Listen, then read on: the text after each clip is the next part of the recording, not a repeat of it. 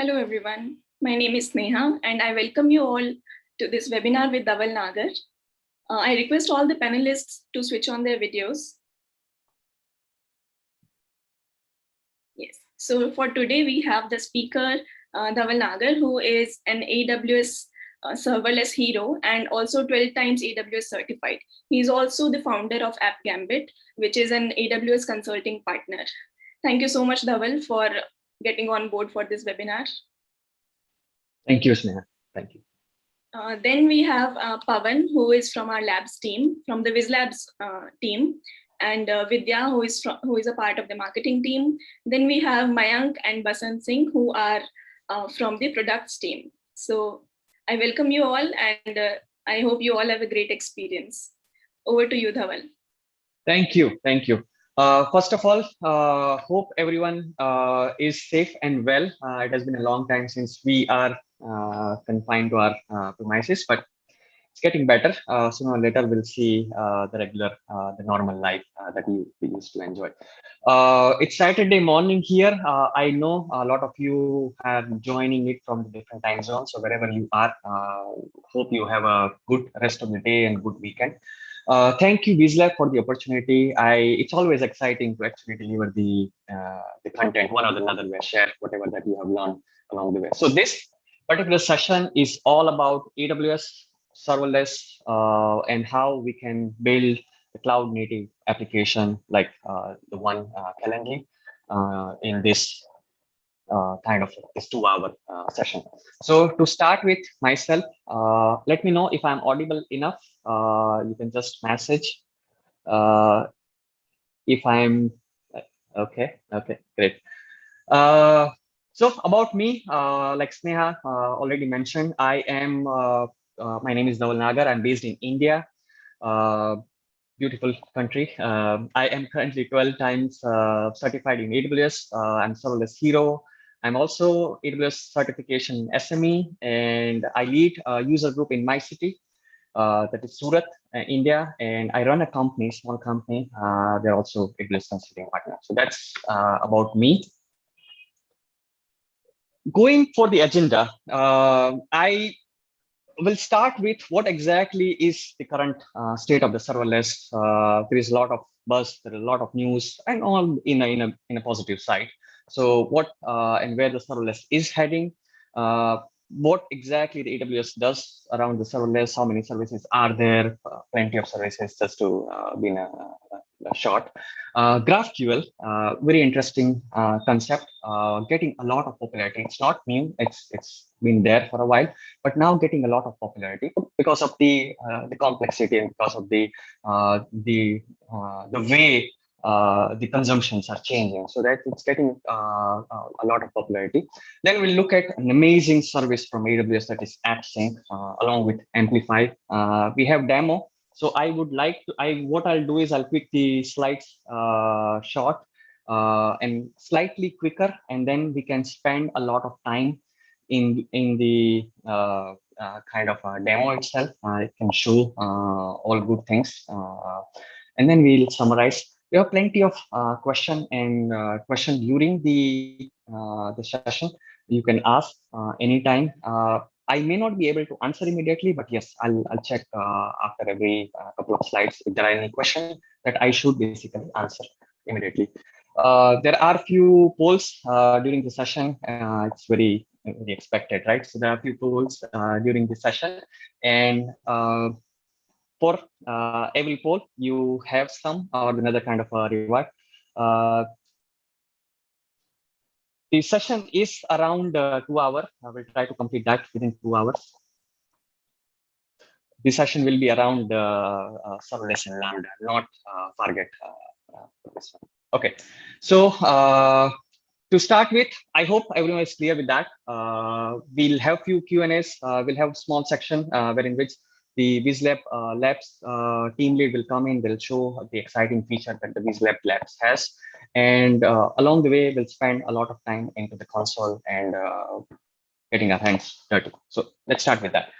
Current state of serverless. I think all of you have been, there is a huge abundance of knowledge or abundance of documentation or the use case, the white papers, case studies, that the cloud is there. Cloud is going to stay there. Cloud is going to stay there for a very long time, but not everyone is consuming the cloud resources or services in the same way.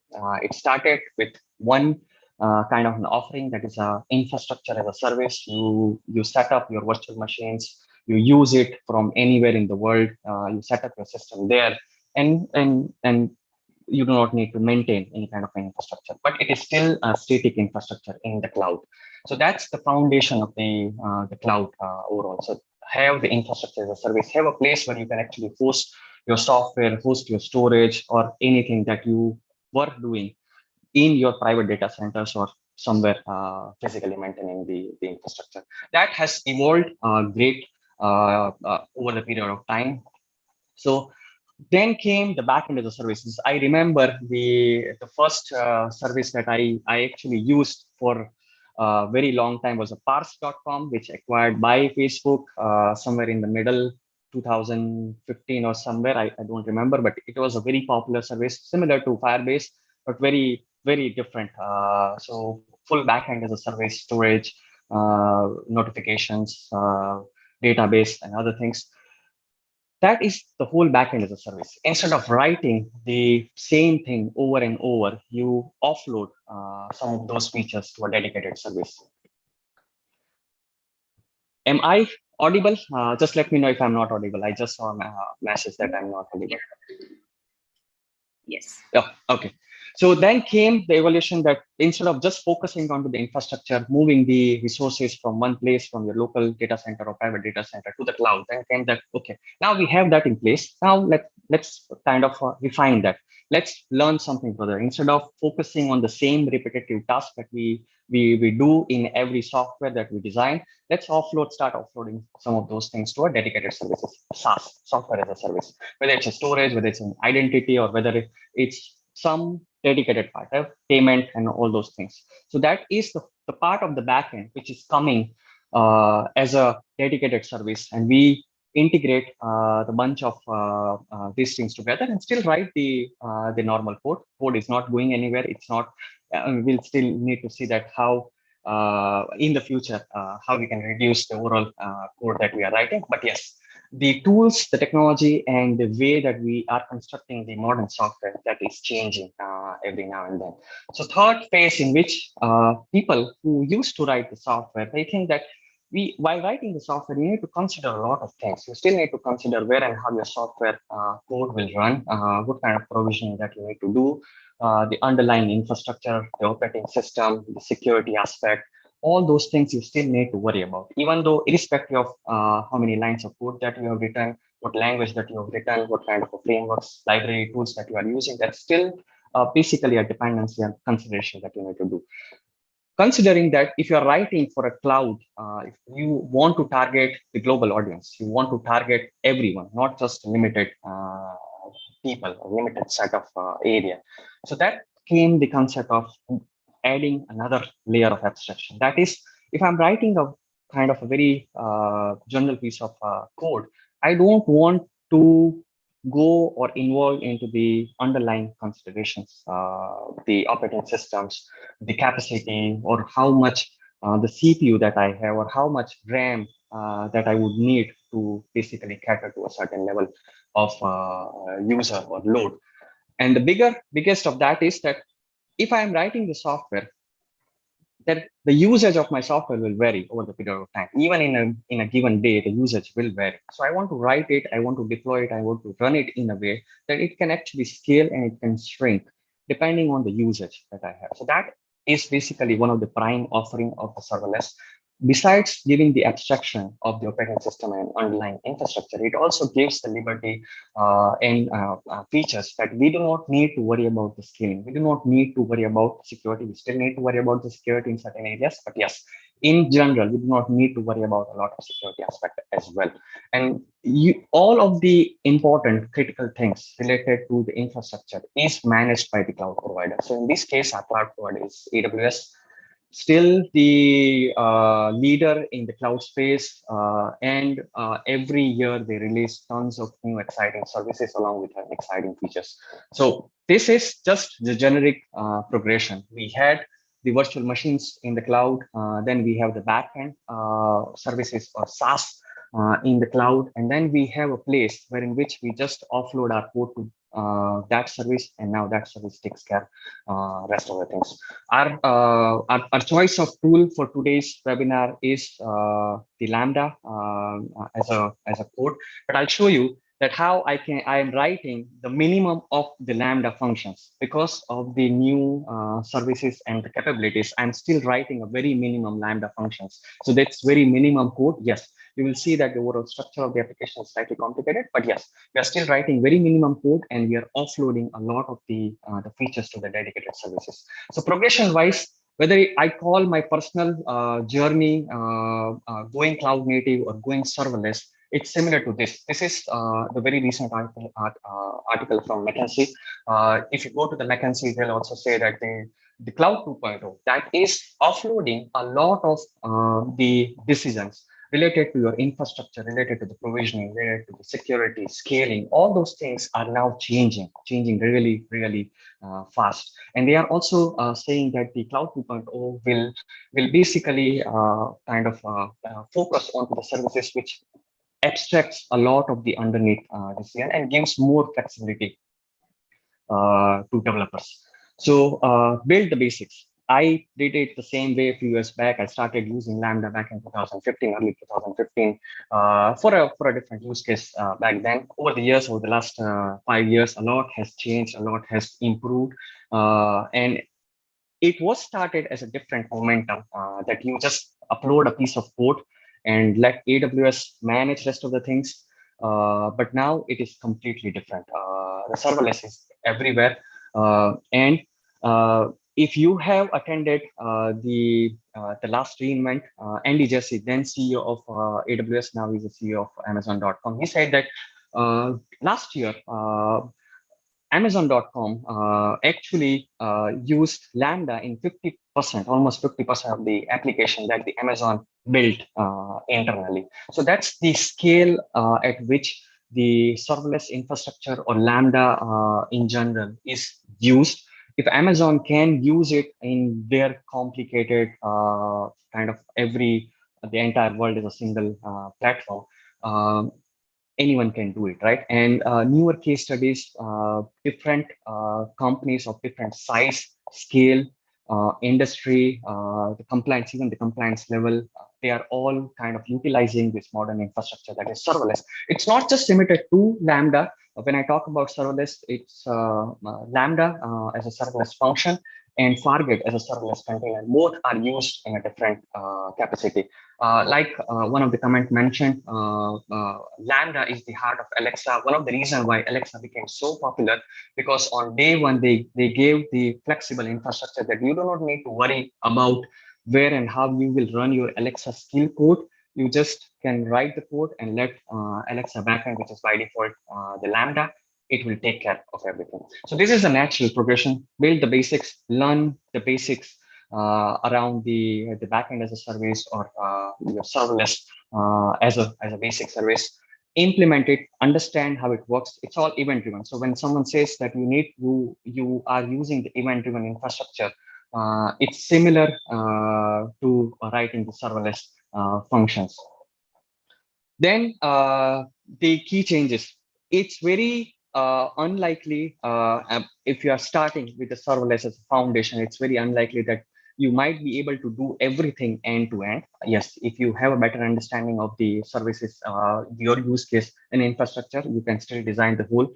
But otherwise, many companies, many large scale companies, what they do is they actually take their existing piece of software or the new software which they are designing, and then see that how much of this can be offloaded to the serverless infrastructure. Yes, there are companies that is a movement that serverless first yeah, as an architecture, software architecture. But yes, it's not something that everyone can do it.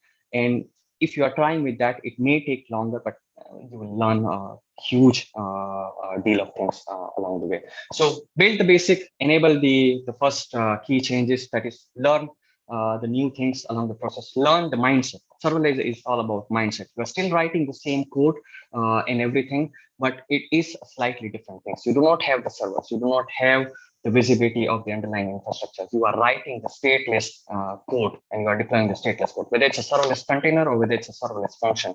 It's still a mindset as a shift. And then the third one is revamping the architecture. So now when I started the serverless, I was only using it certain capacity. I learned great deal of things along the way. And now whatever application that I write, I design, I architect, it uses a serverless first as a kind of a practice. I see that can it be done using the whole serverless technologies or not? If not, then what are the things that we need to offer? This particular use case is also around the same idea that I have taken a very popular service that is Calendly.com, and then can we design something like this using the pure AWS serverless services or not? So these not whole suite of serverless services, but these are some of the very popular serverless services. In the case of compute, we have the Lambda, we have the Parquet, serverless functions and serverless container. Then we have the messaging, SQS and SNS. We have the event bridge as well.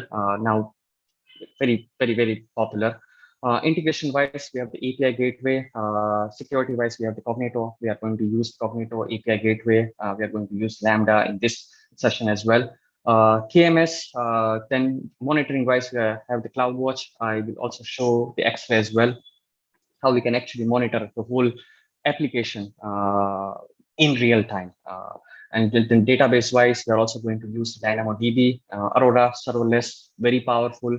If your use case is aligned towards the SQL based database, and it is, you do not need to keep your SQL database or relational database up and running 24/7, you can definitely use the Aurora serverless. Analytics wise, we have Kinesis and Athena. These are some of the popular serverless services. This is not still the whole bunch of serverless services like the one we are going to use, that is AppSync. I have intentionally taken it out because it is using the GraphQL engine as a mechanism. So before we go ahead, as I mentioned earlier, there are a few questions during the slides. You can answer it in the chat. Let the Whizlabs record some of this question. While you are answering that, I will see if there are any questions for me to answer.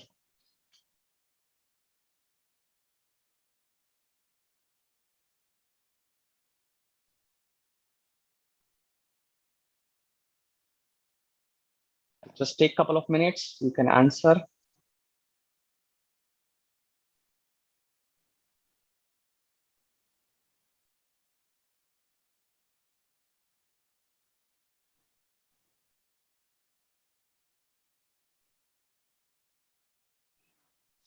Just as a one-liner while everyone is filling up the answer, the Lambda is a serverless function as a service. So imagine how you're writing the normal web server as an application, whether it's a Python, whether it's a Node.js, or whether it's a PHP.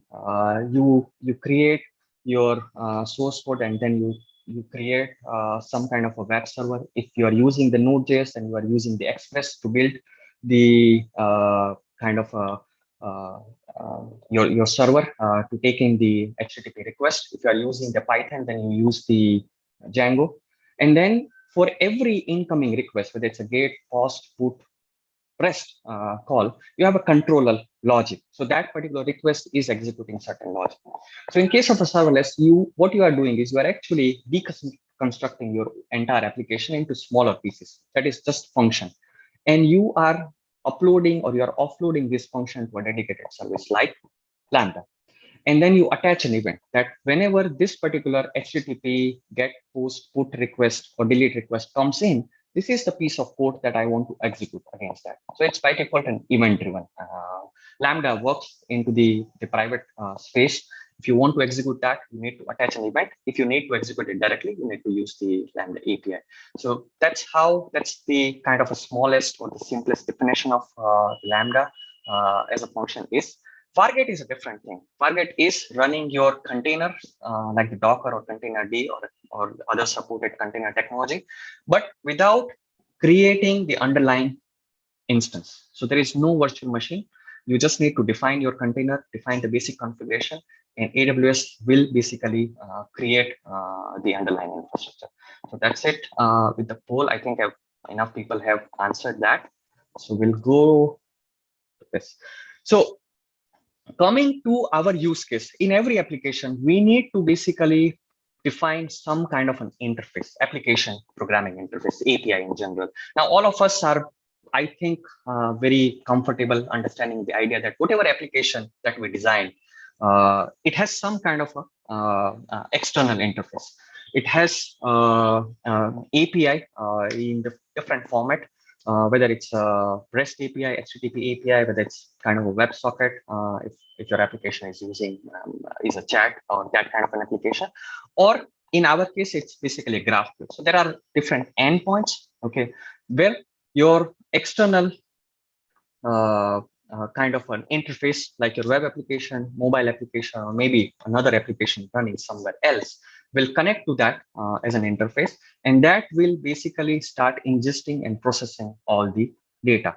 So all of us, I hope, are kind of familiar with the web API as a standard, because we consume, even if you are writing a very simple application nowadays, I mean, using the plethora of the libraries or the external systems, we are one or another way consuming a lot of web APIs in a different way. So this is a similar thing. So in case of a serverless as well, we are designing some kind of an API as an interface, okay, and then we are taking in the event and the data, and then let the rest of our infrastructure process it, save it, and then kind of allow our external application or external endpoints like web application or the mobile application to consume that data. So this is a very standard and a simple kind of a use case where we are, which we are going to follow.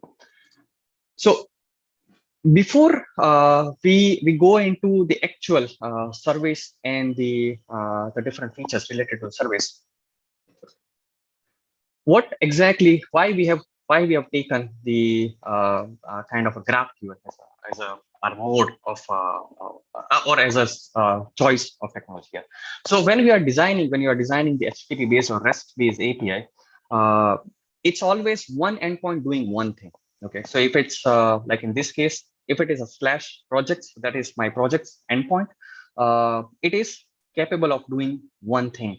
Whether you are posting the data, whether you are getting the data, or whether you are updating any data, it has a very fixed structure to follow. You need to provide in certain data, and you will expect certain data back.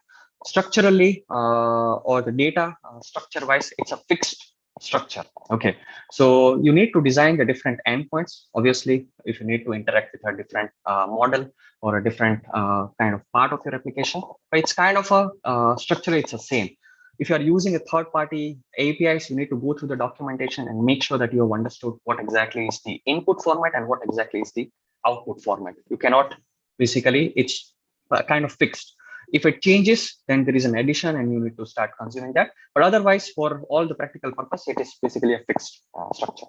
GraphQL, on the other hand, gives the freedom that you can design your structure. You can design your schema, similar to how we are designing the classes in some of the languages, or similar to how we are designing the tables in case of a relational database. So it has a particular structure, and the data inside that structure is fixed.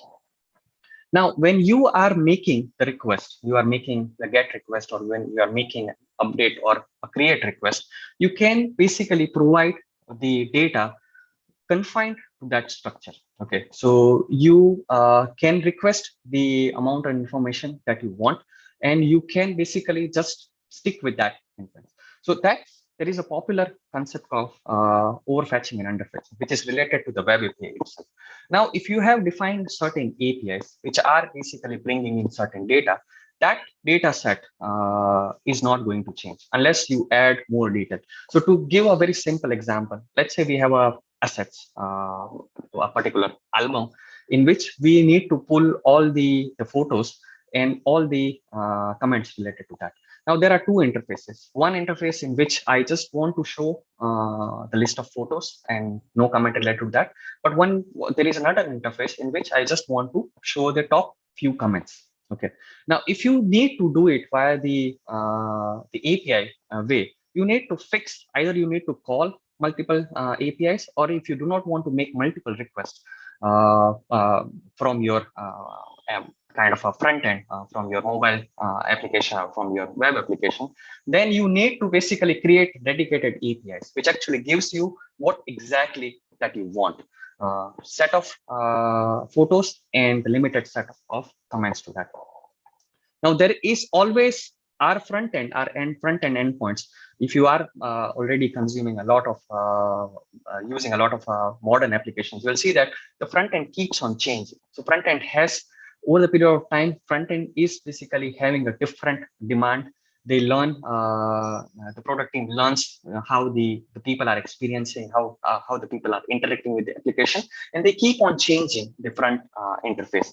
But not necessarily they want to actually every single time, they want to also change the backend or how the API works.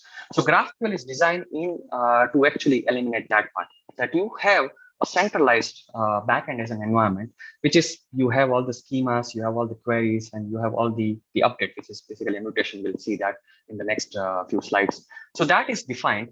And now you can design the different front end and ask for a different data. So if you have web application and mobile application, they all want to use the same API, but in a different way. They all want slightly different information. They can query the data accordingly. And there is no no excessive data being passed, or you do not, at the same time, you do not need to write very specific API endpoint for different clients, whether it's a web, mobile, or any other. Now we have the smart TVs as well.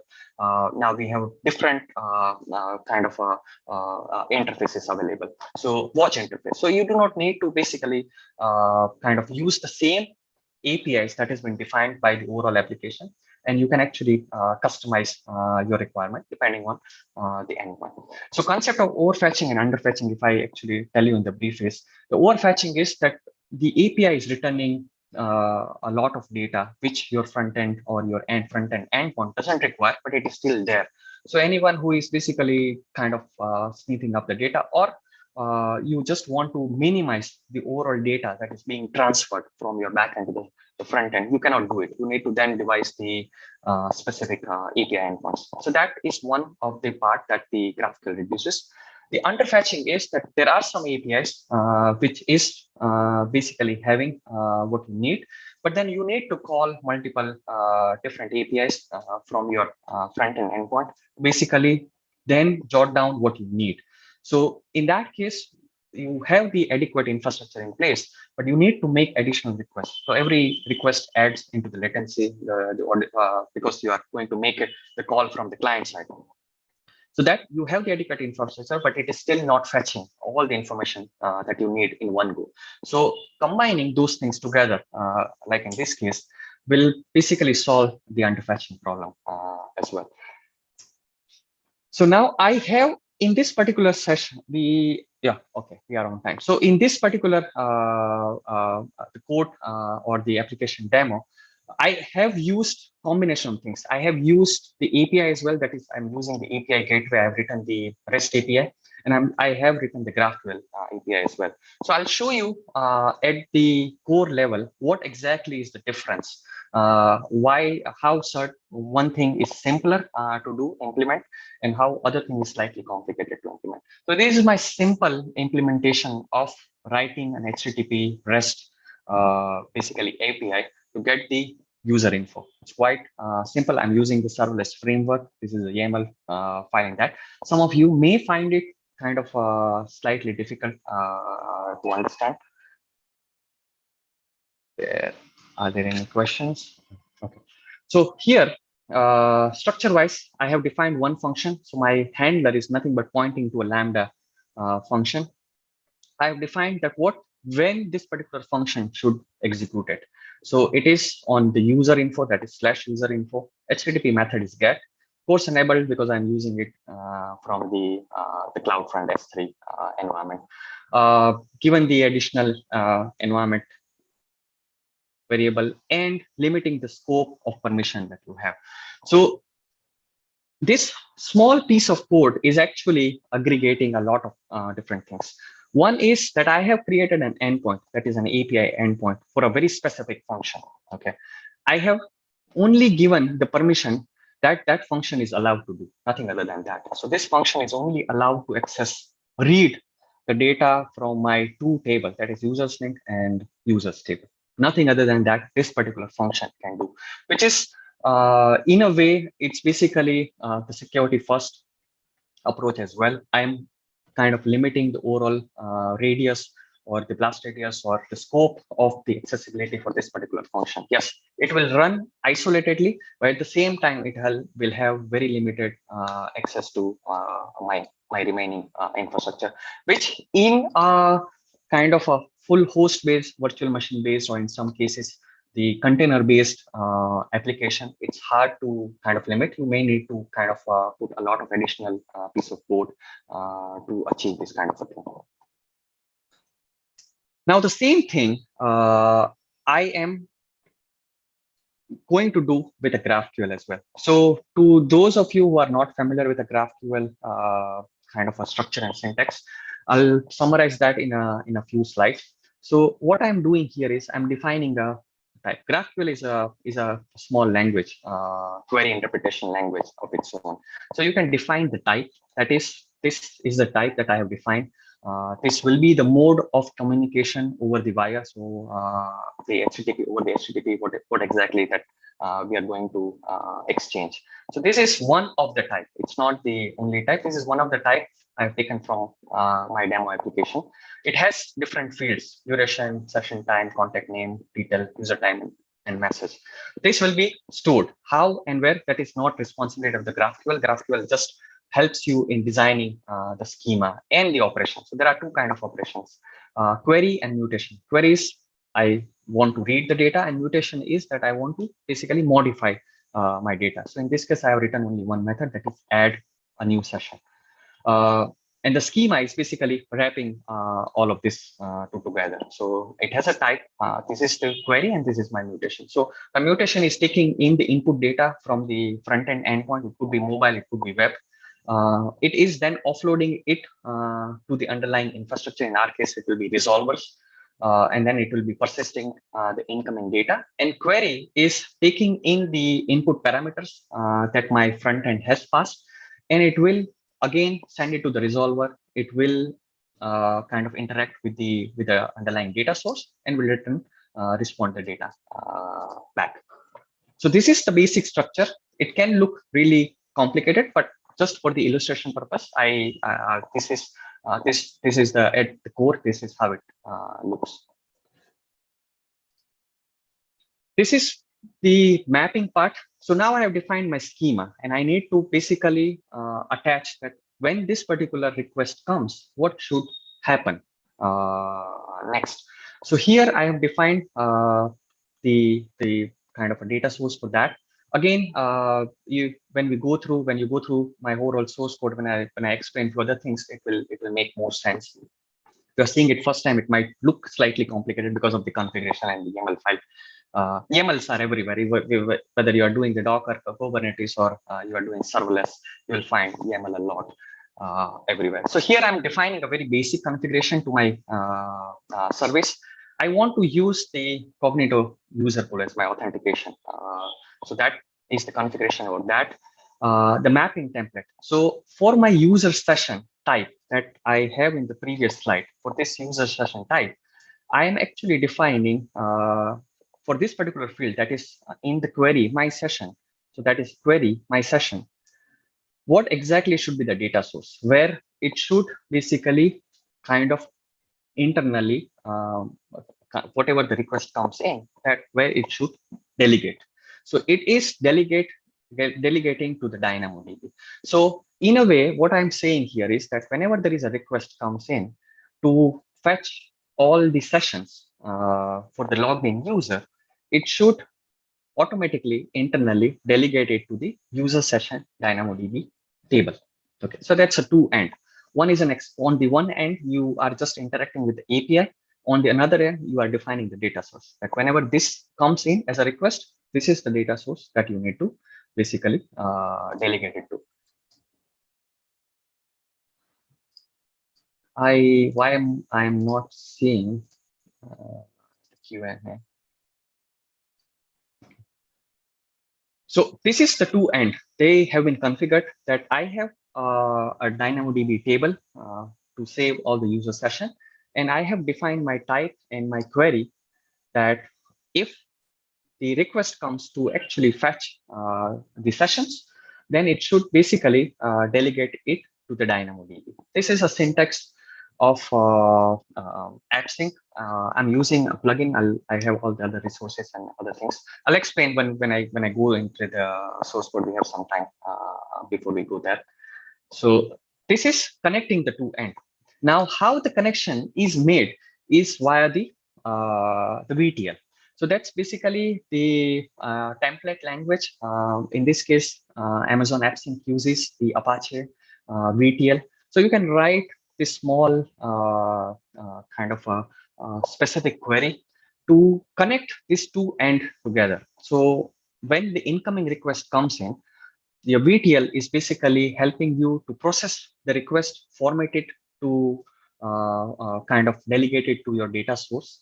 And then whatever is the outcome, it will again format and kind of sending the response back. So as an example, this is how my simple request VTL looks for the my session. So what it is doing is my session is taking into thing as an input parameter. It is taking the start date and end date. So what I'm basically use case wise, what I'm doing is that what all are my sessions for this particular month. So I'm providing the start date as a start date of the month, and I'm providing end date as an end date of the month.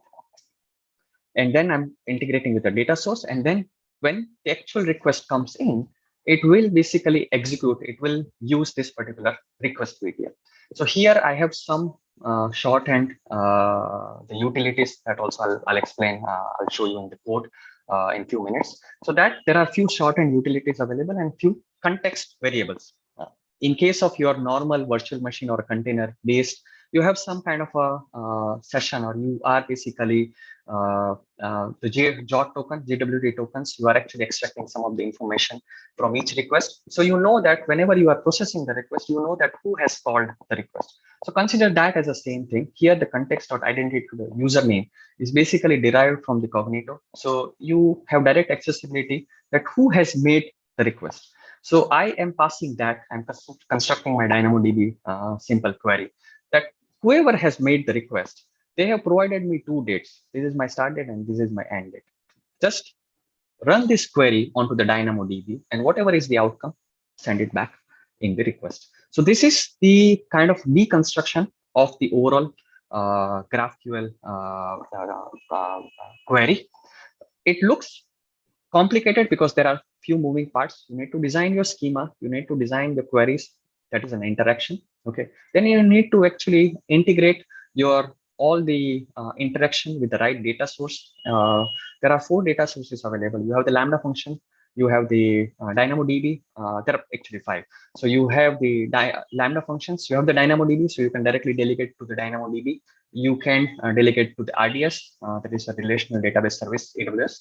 You can delegate it to Elastic Search, and then you can delegate it to the HTTP. So in some case, whatever is the incoming request, you want to directly delegate it to another server somewhere, you can do that as well. So that's kind of limiting. Every time, if you want to do certain things, you do not want to run a specific piece of code, you can basically directly use if that service is supported. So in my case, the simple thing is the DynamoDB can easily work with the APIs. Okay, so if I delegate my incoming query,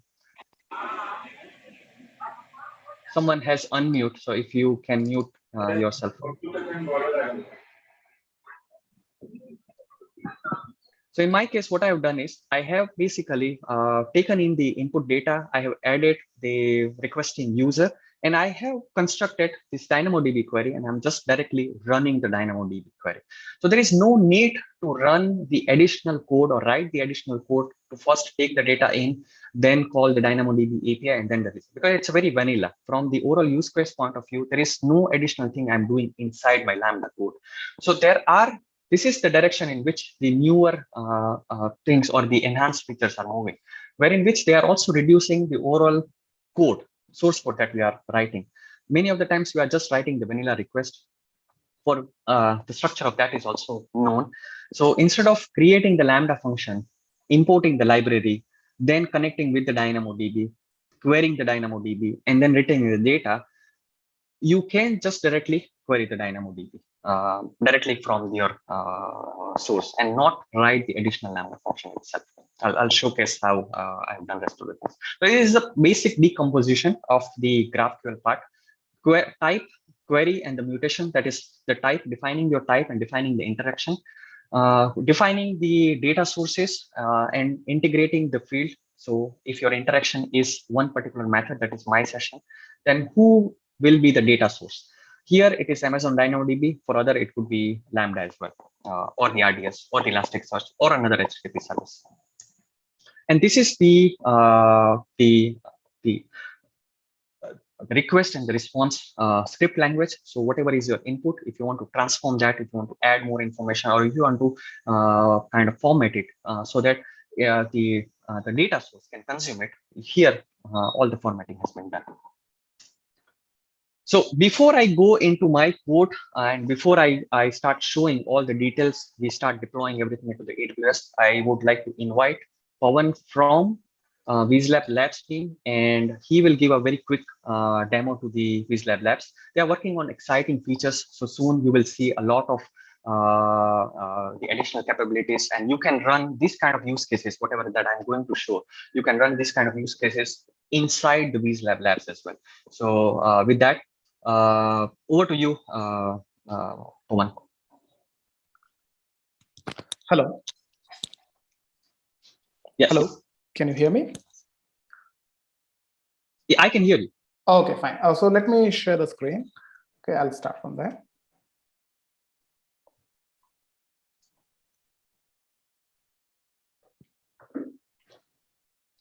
Okay. Just okay. Thank you so much, Dhaval.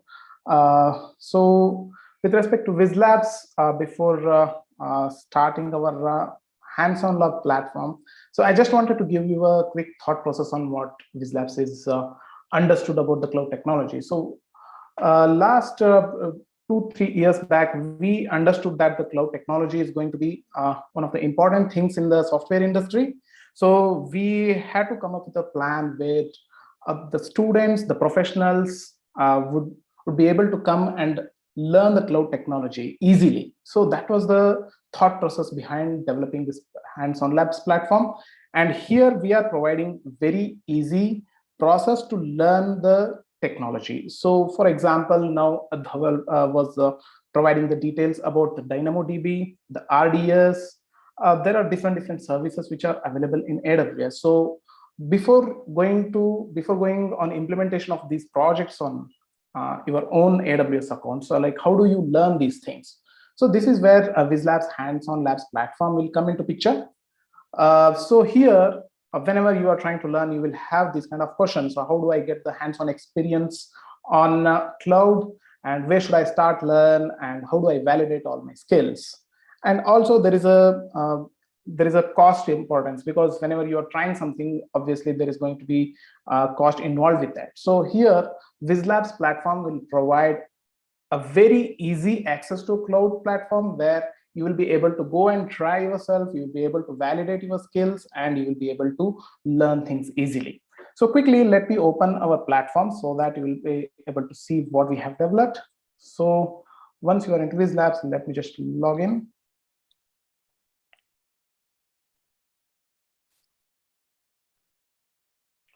Okay.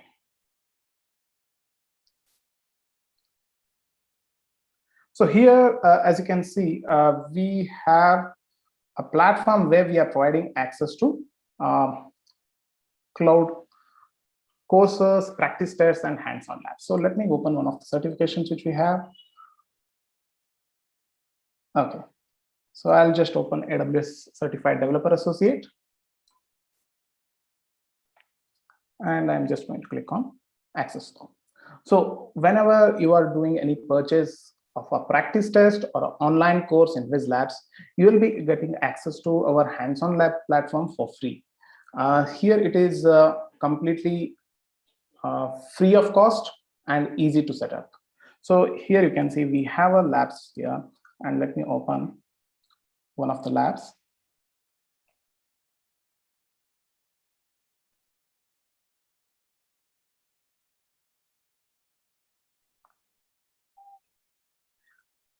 So I hope everybody is able to see my screen. So if no, you guys can just tell me in the chat. Okay, so let me just start one of the labs here. It is Introduction to EC2.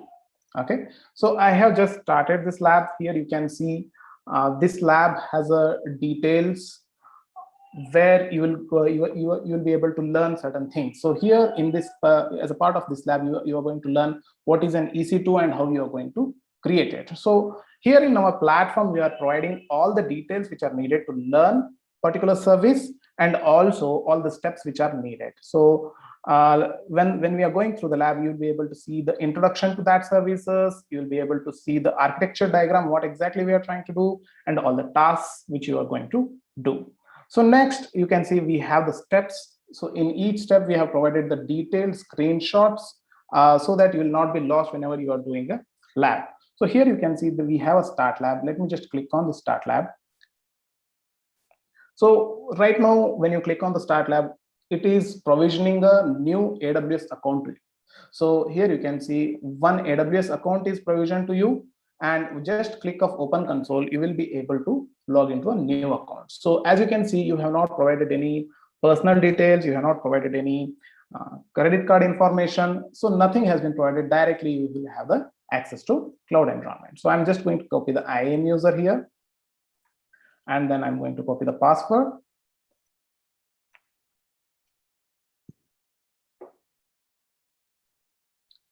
See, it was within 10 seconds you were able to get into a cloud environment. So here, with this access, you will be able to perform a lab. Let's say we want to, the essence of this lab is to create an EC2 instance. So you can just directly go to EC2 here, and you can just create the instance and check what exactly we are trying to do. So here the step says you have to create an EC2 instance, and then you have to configure all the SSH port, HTTP port, and then you have to launch and see whether the server is up or not. So all these things can be done inside the account. And once that is done, the important point is, yes, you would have created a EC2 instance, but how do you know whether I have done this properly or not? So that is where our another new feature which will come very handy. So here you can see there is a validate button. So on click of this validate button, you will be able to see a process. This process is going to the backend and seeing whether you have done the things properly or not. So as you can see, the status is failed here because I have not created any EC2 instance. So once you create an EC2 instance, this particular script is going to check whether you have done the steps properly or not. So this is very helpful when you are trying to learn things and also understand that the infrastructure has been deployed properly or not.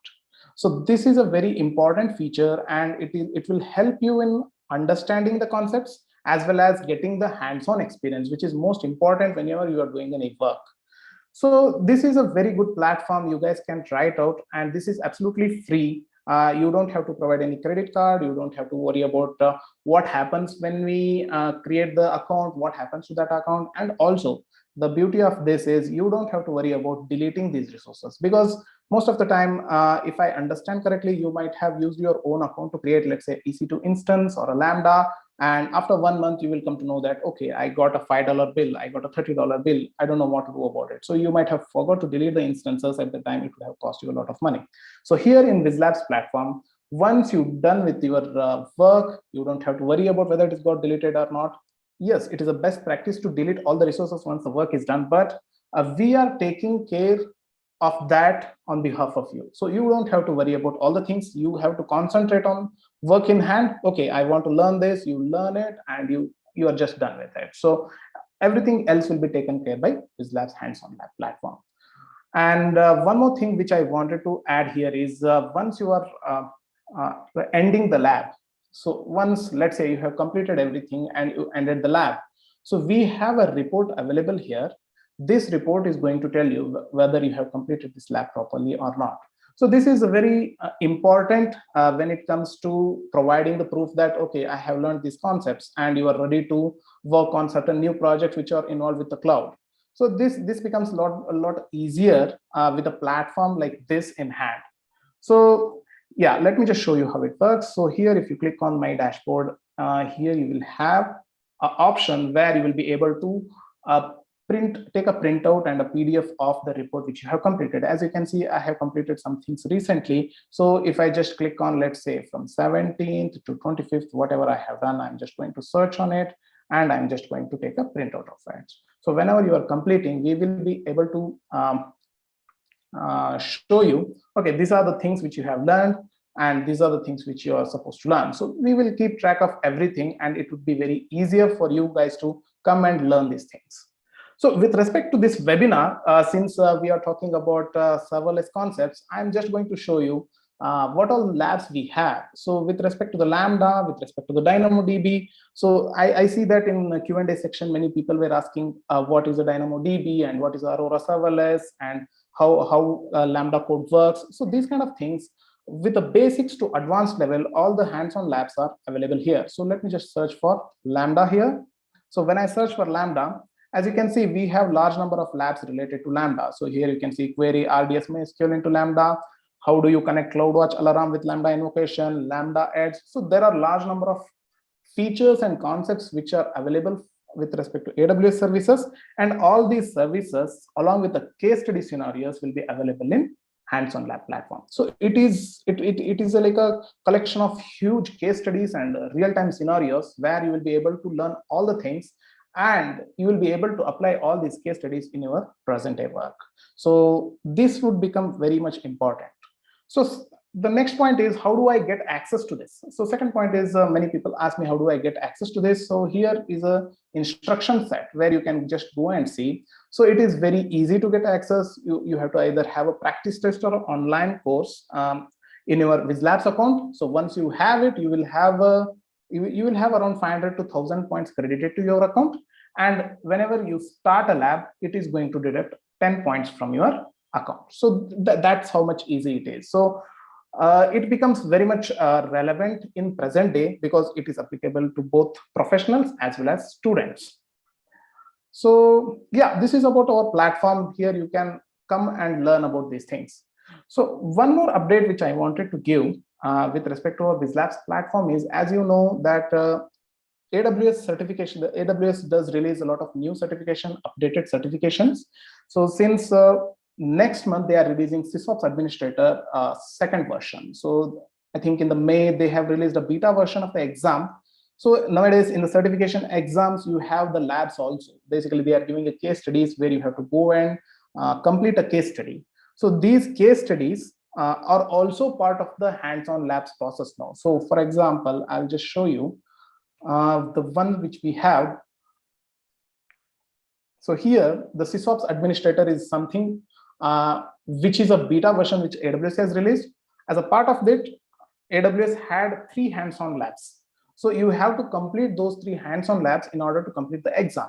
So here, if you come here, you can see we have provided hands-on labs for the syllabus and also exam recommended labs. So these exam recommended labs will help you understand what kind of scenarios you're going to get in exam, and also you will be able to understand conceptually what all things you will be learning. So here you can see we have 3 exam recommended labs which we have provided. Just go and try this out. This would help you guys in upgrading your skill practically, not just theoretically, and also you will be able to go through the exam easily. And I think the new exam registration starts from 29th of this month.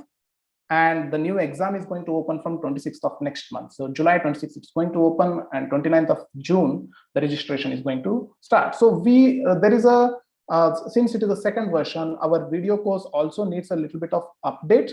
With respect to the new version, this is almost 80% would remain the same, but there will be some new features and topics which they will be adding in the new version that we are already started adding, and it will be available as soon as possible. Since by the time the exam opens, all those things will be available. Okay, so yeah, that's about the hands-on labs platform. So let me just show once again how simple it is, just so that you guys will understand the ease of using it. So let me just come here. I'll go to AWS Certified Developer Associate, and I'll just come here. Just go to whizlabs.com, go to any course, come to the labs tab, and here, okay, it's taking some time to load. So this is a huge platform which we have. So, and one thing which is very much relevant to the webinar, which is Dhaval is giving, is that the entire platform of hands-on labs is developed on serverless. So it is thanks to serverless, we are able to develop this particular platform where we are able to learn these things. So the entire infrastructure is developed on serverless, like Lambda, SNS, SQS, other things. All these services are combined together to give you this platform. So the resource deletion and all these things are developed using the serverless concepts. So here you can see the start lab. You have the duration to complete. You just click on it. Yes, that's it. In 10 to 15 seconds, you will get an account. That's how easy it is. So come and use our platform and get. We will also be providing a lot of other certifications. You can go through other video courses and other practice tests where we will also have the hands-on labs based on the particular certification. Let's say you have a AWS Data Analytics or AWS Certified Security Specialist. All those courses will have custom set of hands-on labs which will be applicable to those courses. Yeah, so that's about it. Yeah, thank you so much. Dhaval, back to you. It's 12 o'clock. Thank you, Pawan. Exciting, right? I mean, like Pawan mentioned, that the entire platform is built on serverless, right? That is, you can say the scale, you can say the complexity wise, and you can say the use case wise.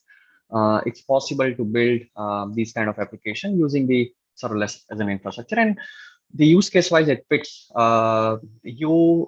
People from different countries, different time, they will come in, they'll use the infrastructure, and then they will leave. So all the supporting things that you need to do, checking the points, making the isolated infrastructure available. All those things are basically the burst of requests for which you do not need to run servers 24/7 in the anticipation. Yes, again, not. There are many other considerations as well, but it's a perfect example. Thank you, Pawan, for the great demo. About the certification part, out of the 12 certifications that I cleared on AWS, I think I have used Whizlabs practice test for almost 8 or 9 at that time. So it's pretty great. You should, if you are planning for certification, do check their practice test. Amazing, and you can get a real kind of a validation of your knowledge. And with labs, there is no alternative to practical hands-on things. So I always suggest everyone who is taking the exam, who has taken the exam, will say the same thing. Do practice. That's the idea behind it, that you learn things, you're confident about it, and then you are basically earning your certification, not the other way around. So with that, let's move on to the next part.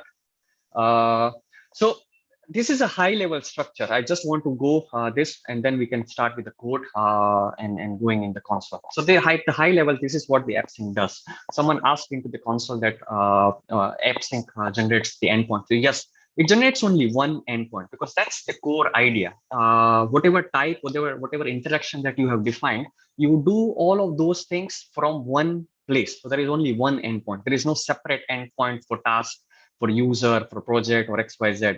If you have a complicated models, then also it's one endpoint, and whatever interactions that you have defined, you will have to use that endpoint. So we'll see that as well. All of your interactions are confined to the GraphQL schema and the interactions that you have created, and every field that is pointing to a resolver. So resolver will define that where and what will happen. If it's a query, then okay, where and what I need to fetch. If it's a mutation, that is you are actually creating, updating, or deleting any data, then what kind of action that you need to do. And because there are multiple resolvers, and you see on the right hand side, you can directly interact with a DynamoDB, you can directly interact with Aurora, you can interact with Elastic service. That's a caching.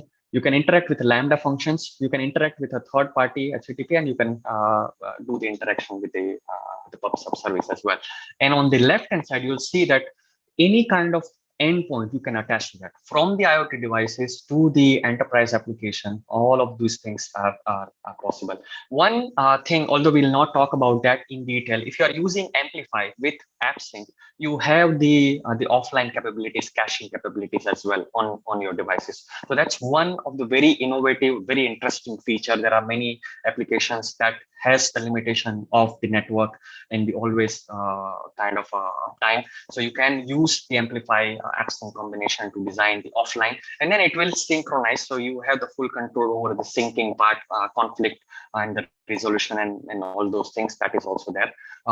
So with that, before I move on to the actual application architecture, time for a quick poll.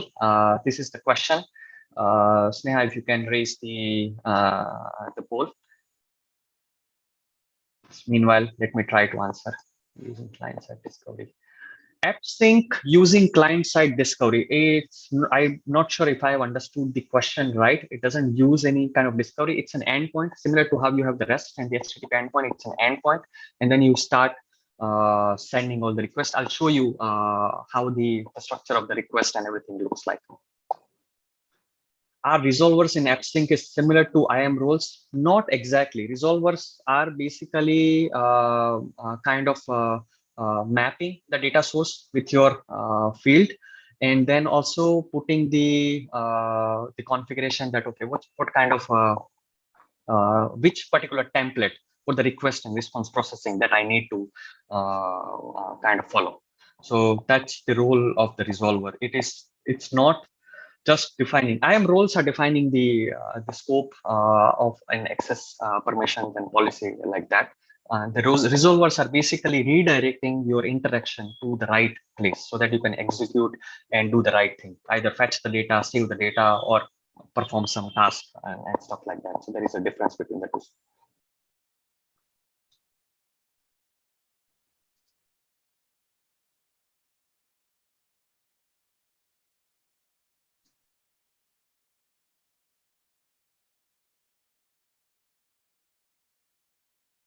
Can same resolver be used for both Lambda and DynamoDB? I don't understand, but you have one field and you define one resolver, and one resolver points to the one data source. Now you have pipeline resolver. In that case, in some cases, if you have to do more than one thing in different data sources, how would you do that? So again, it will come back to the same thing like we have in the normal web API. You call one by one, or you actually take in your request into the main Lambda function and then let your Lambda function basically coordinate with multiple data sources. So you can actually write the pipeline of the resolvers, wherein which each resolver is nothing but pointing to a particular data set. And then if your interaction is configured with a pipeline, then all those tasks will be kind of executed in the sequence. So that's one way that you can actually combine and aggregate multiple things into one.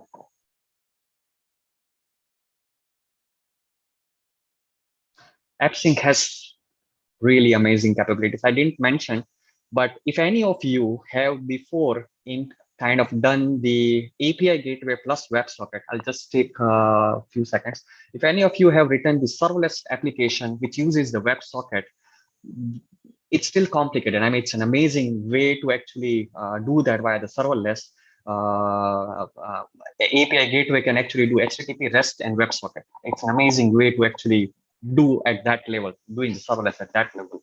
But the thing is, you still need to manage all the connections, your live connections, and you still need to, from the backend, you need to define how will you basically send the real-time feedback back to your actual user.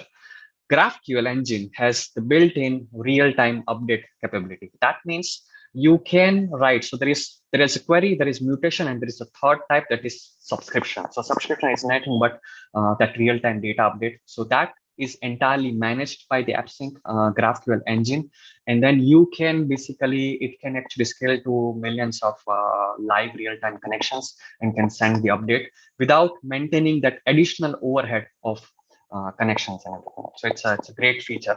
Unfortunately, we'll not be able to cover a whole lot of features in this, but once you go into some detail, you'll realize that how powerful the engine is. So with that, we'll go with our demo. We are on time. Yes, we are on time. We have to.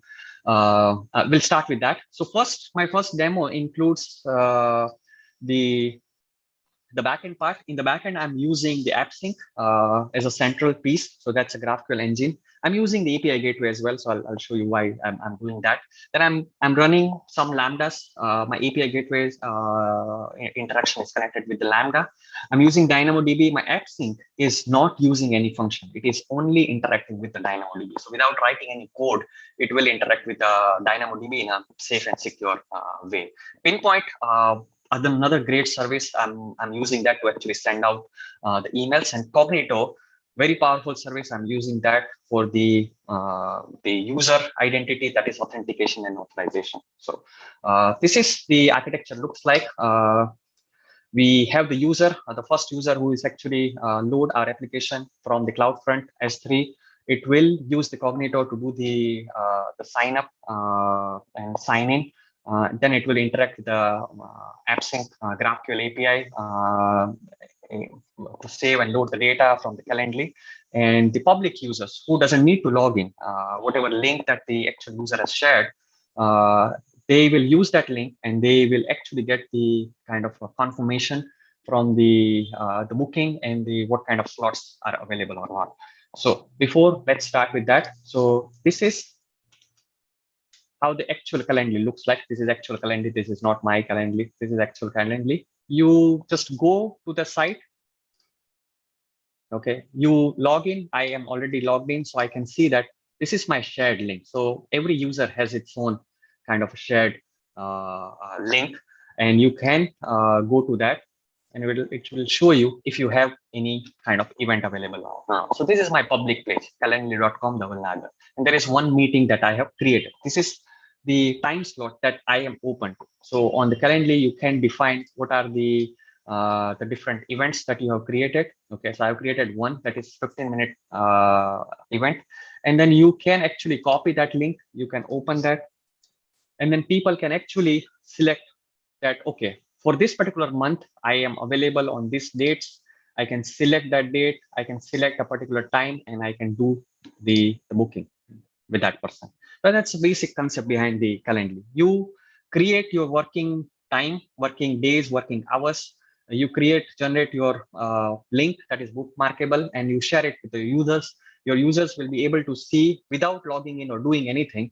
They'll be able to see that, okay, on which particular day Dhaval is available, and you take a comfortable time, and then you actually book the time slot. Once you do the booking, I will get a notification. You will also get a notification that there is a meeting scheduled between the two.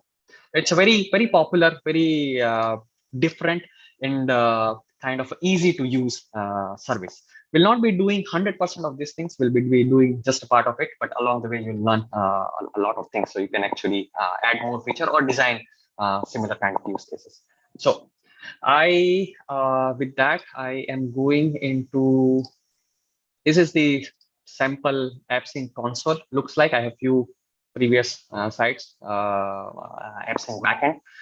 There is nothing related to Calendly here. I believe in, I think all of you should also practice. I believe in writing the infrastructure as a code. So don't go inside the console and kind of create your actual infrastructure. Yes, while learning, that's the right way to do that. But while designing the production grade application, you should always exercise the infrastructure as a code, because that kind of a tools, technology, frameworks are easily available. It's just a matter of learning, and along the way you learn plenty different things. So this is my project structure looks like. I will share this all, both of these projects are online into GitHub. I'll share the link so that you can actually take it from there, continue on your own. And then there are few additional as well. Whizlab will actually explain that you can participate into a challenge. You can do certain tasks, submit it back to the Whizlab, and you get a chance to win additional rewards. So this is my backend. I'm using big fan of serverless framework. Huge, very extremely popular and easy to get started. If you are already familiar with a SAM or any other framework, that's good. But if you are starting fresh with a serverless technologies, I think personally, I think serverless framework has that kind of a capability that you will not feel that there are a lot of complicated things that you need to do. So if you are starting to learn serverless, along with AWS services, I would usually prefer that serverless framework is a good choice. So this is, if those of you who are not familiar, I again have in the slide which I'll share, again have the full reference of everything. So this is the open source framework. You can use that to build the serverless applications. So this is the backend. And it has a central file. Like I said, YAMLs are everywhere. It has a YAML file that I have created.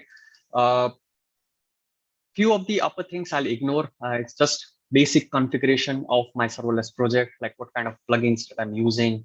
My provider, in this case, we are actually deploying everything to AWS. So it's not neutral to cloud. Again, it can point to multiple cloud, but you need to follow the specific kind of a syntax for each of the cloud providers. So I'm using AWS as a provider, additional configurations for that. There is in the README and everything, there are additional instructions. So if you are cloning and if you want to deploy on your own, you will be able to follow that along easily. But this is my normal configuration looks like. I just need to provide the from address. So this is my address that I'm going to use. Whenever my application is sending out emails, this is the from email that it will use. This has to be registered and verified with Pinpoint. This is the bucket name in which I'll be hosting my front end, and this is the Lumigo token. I'm using Lumigo as a monitoring and observability tool. It's a very popular service and specifically meant for monitoring and observing serverless applications at scale.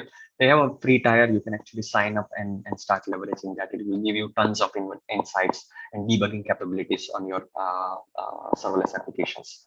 So these are some of the configurations, generic configurations where and how things will be hosted, the from address and stuff like that. So I'll directly start with my first thing. That is what my GraphQL schema looks like. This is my GraphQL schema looks like. Let's start with a simple, that is user profile. So this is the individual user that is represented into my system.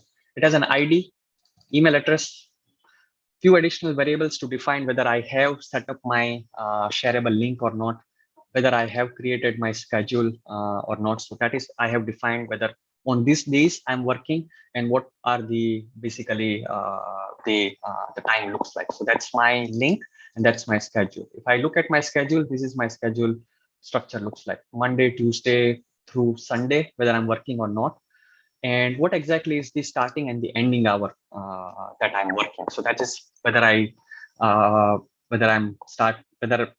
open for a meeting 10 a.m. in the morning to 12 noon, or I'm open for meeting 3 p.m.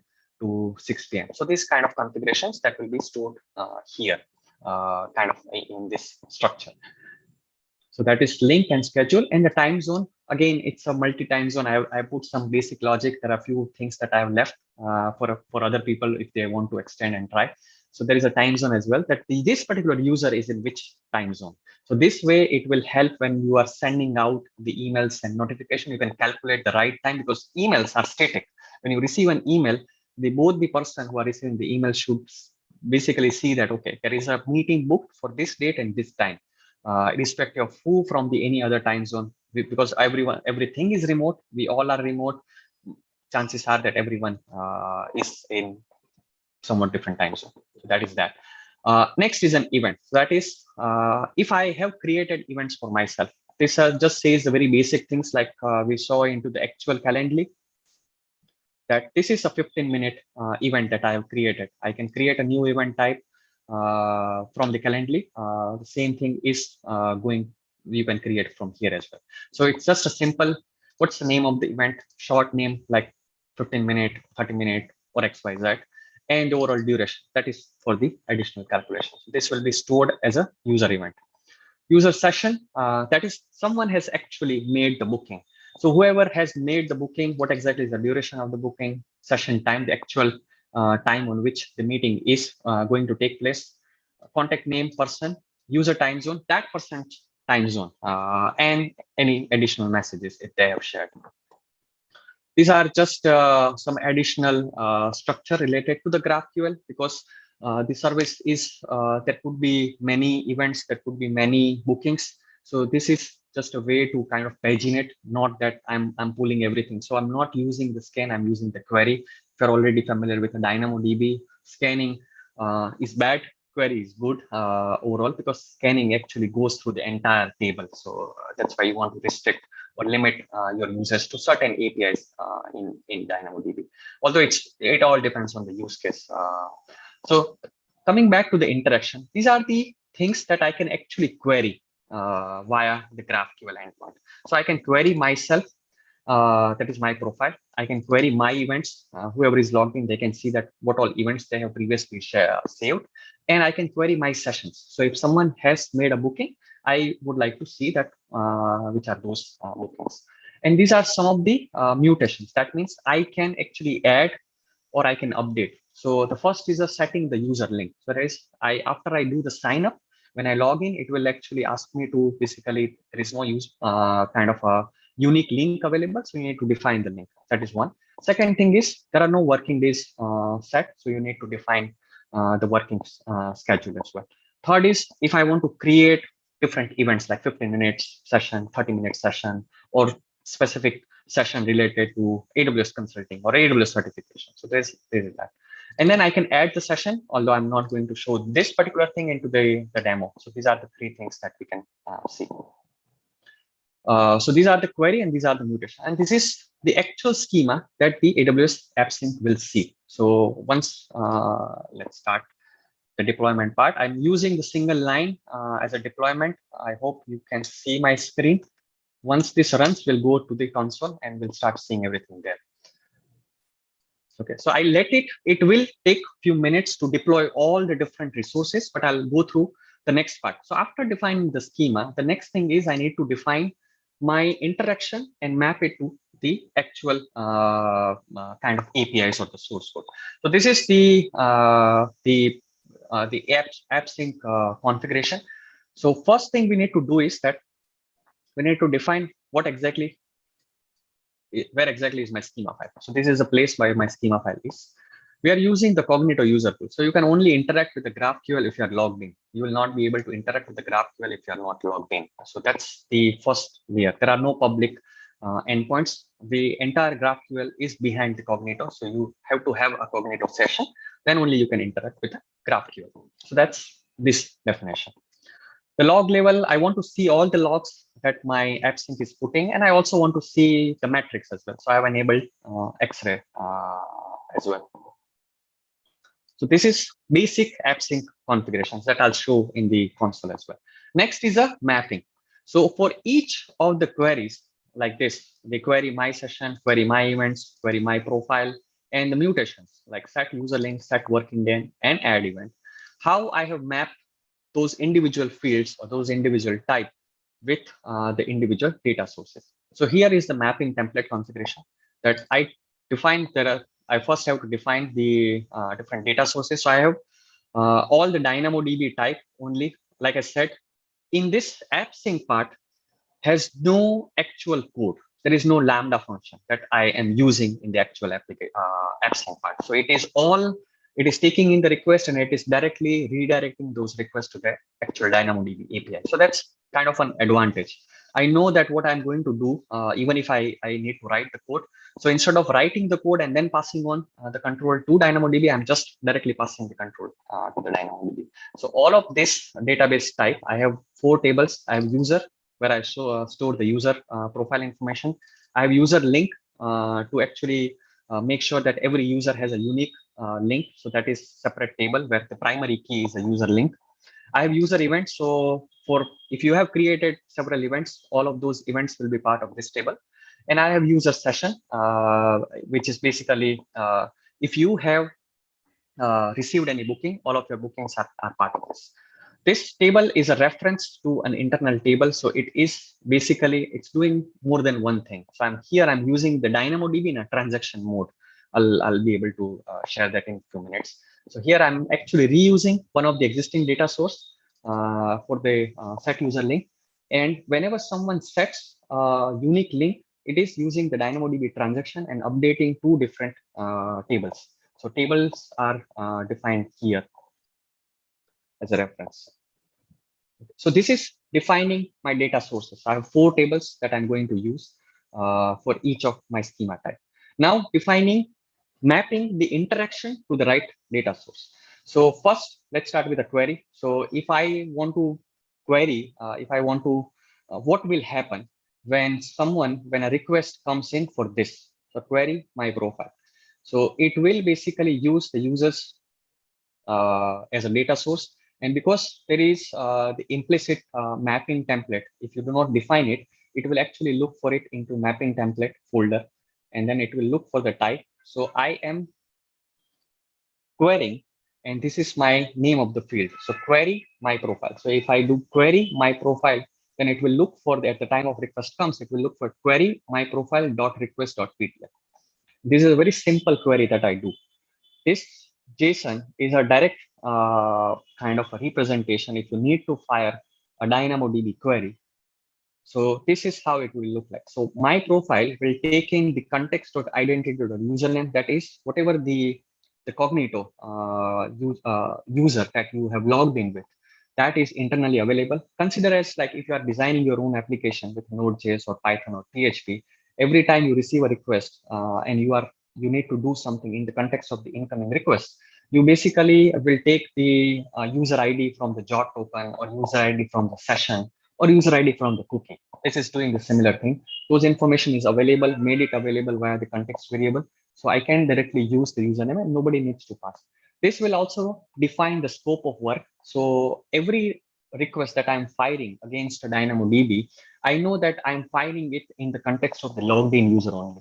So nobody can log in and then start actually firing or fetching the data from someone else. So this is an internal. That's why there is no parameter. If I show you the type of the query, there is no parameter. It just says I want my profile. I don't want anything else. I just want my profile. And if you are logged in, then only you will be able to fire this. And if you're already logged in, the mapping template will say that, yes, I know who the user is logged in currently. So it will basically just send this query to the DynamoDB, and it will, whatever is saved, if you are already signed up and logged in, that means your record is already there, and it will basically show you your data. So that's without writing the actual code. So there is no JavaScript, there is no Node.js, there is no Python, there is no PHP written, and I can actually basically fetch the data. Now I'll show you that first part. So far our backend, while we were discussing this, our backend has been deployed, and it has generated a variety of resources. If I go to CloudFormation, I'll see the Calendly backend as a service. It has created a good amount of resources.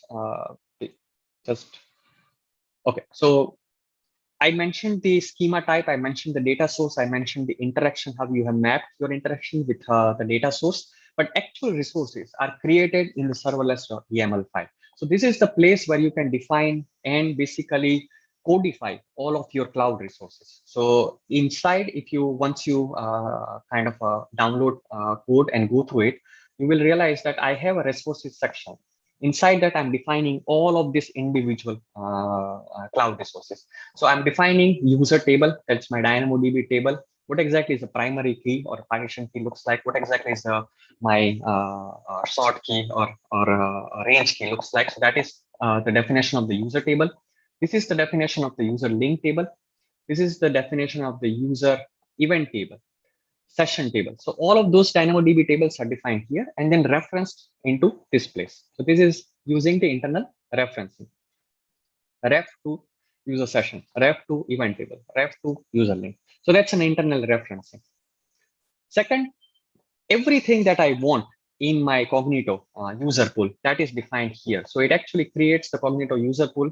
It actually will send out the emails with a link and everything. So I'll share that in a minute. So it's pretty cool that how writing just a few lines of code, you have your entire identity mechanism up and running without writing a single line of code to manage how will you take in your user information, where you will store it, what will be the format of the password and stuff like that. And that too with a login and then sign up UI also ready. So this is the Cognito configuration related to that. I've created the pool clients and everything. Then the third is I'm actually internally creating the Pinpoint. I'm creating using the Pinpoint as a service. It will create a small project. It will actually use my this email address and set it up so that if whenever a booking comes, if I want to send an email to these people, I can actually use that as a reference, and I do not need to then worry about that. What exactly is the email service that I use? Even if you are using the SES or something else, you still need to configure a few things. I'm using the Pinpoint and using the internal templating mechanism. The actual HTML template is also part of my infrastructure as a code, so that I don't need to write it anywhere. I don't need to hard code into my source code. Actual template is also written here with the parameter and everything, so it will be customized. Then comes the hosting part. So I have the S3 bucket, I have the OIS set, so you cannot directly access my S3 bucket. It is only accessible via the CloudFront distribution. So CloudFront is the URL through which we will access our front-end part. And this is nothing related. This is related to the AppSync, the internal login. So with that, let's start with that part. So this is all the resources that has been created. If I go to the AppSync, it will show that there is a Calendly backend now available. Okay.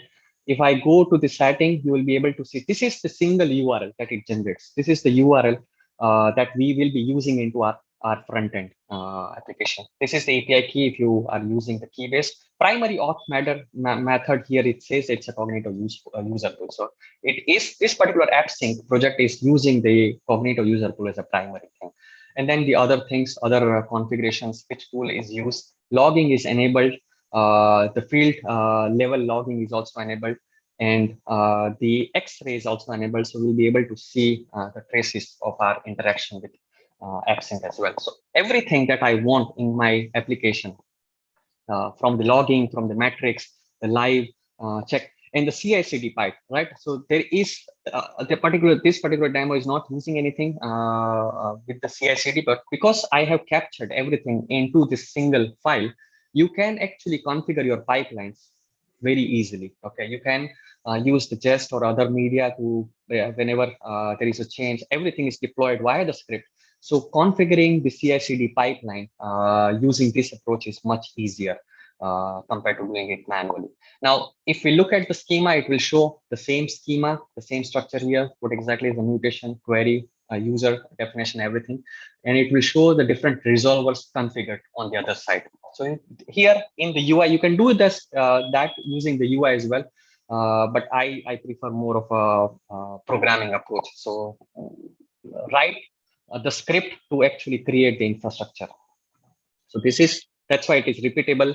You can actually run it several times and it will work same across all the times. You do not need to remember anything. These are the different tables that it is pointing to, similar to how we have designed here internally. These are the different data sources that it has actually created here: user link, user event, user session, users, and that. In our case, we don't have any function, but if you are using pipeline, it will show the functions as well. And these are it has the query small UI similar to GraphQL if you use the GraphQL Apollo engine. So we can run the query here. So now I'll go into the next part.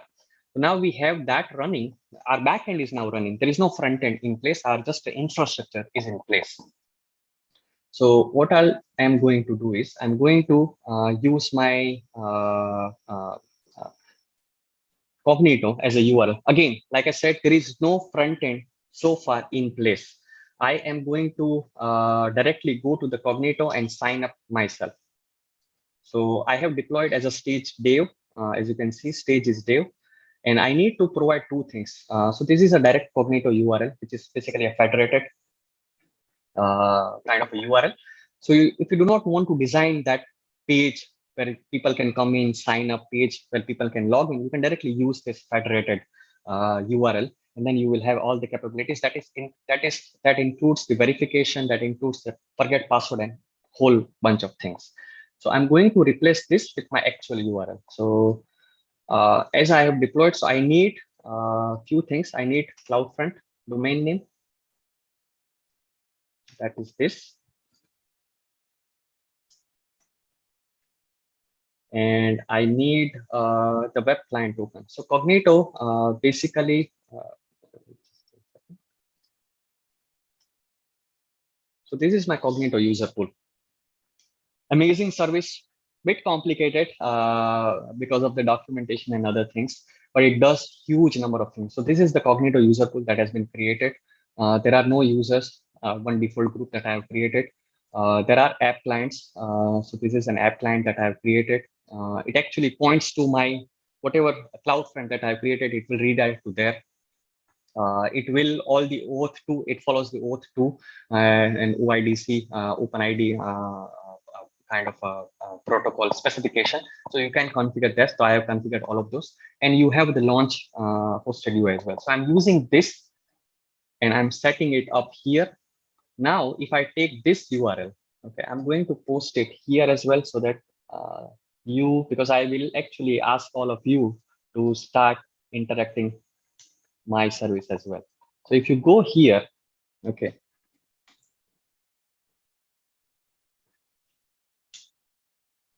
it will actually present you the screen. This is not the screen I have designed. So far, I have only deployed my backend. I have not even done anything related to the front end itself. But my infrastructure is ready to actually accept the user registration and all those things. Okay, so I'm going to sign up myself. I'm going to use my other email. So see, all of this UI is not created by me. Sorry, I actually forgot the link into the wrong place. Panelist attendees. So this is the link where you can go and start interacting with my CloudFront infrastructure. So I'll say sign up, and it says that, okay, we have sent an email to this address, and you need to go over there and you need to verify. So this is also, I have not coded anything. It's already there. I have uploaded all those things to the service, Cognito as a service itself. So it will basically take care of everything. So it has taken my sign up request. It has sent me a verification email so that I have to verify that I am a valid user. And once I do that, it says that my registration has been confirmed. And these messages we can also customize. I am not just to keep it raw. And now I can basically log in. So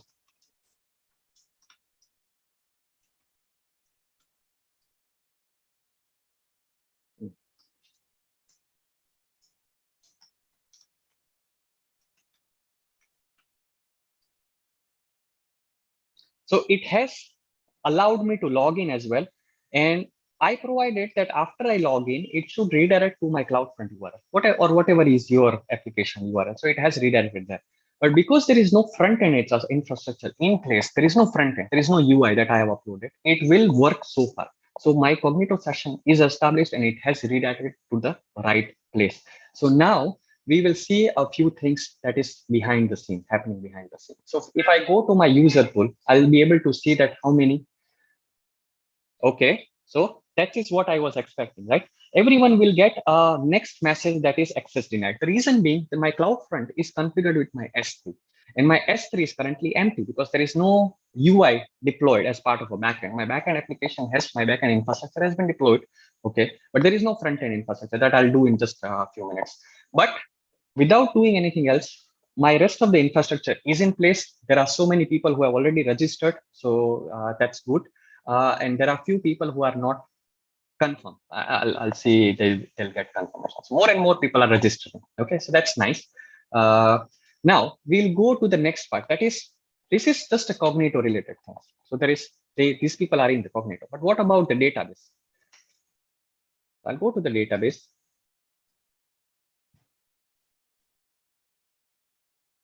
And I want to see that what happened into my database. So these are the different tables that has been created as part of the backend deployment. So if I go to the users, I'll see that a lot of people are there. So these are the people who have signed up. Their ID, when they are created, their email address is. I'll not misuse any of your email address. Rest assured, I'll not do anything. I'll not share your email with anyone else, but it is there. So as just part of the overall sign up process, the entries I have collected here, and now the basic, my application, this is a fixed value. This is part of one of the challenges that I'll put later on, that you can, if you are extending my application, how you fix these things. So right now, whoever has logged in, their time zone is set. They have no schedule, they have no link set, but they are set. They are now part of the system. My system as a backend, API wise, infrastructure wise, is up and running. So just let me. So this as an infrastructure, the AppSync API, the DynamoDB table, the Pinpoint. I'll show you the Pinpoint as well.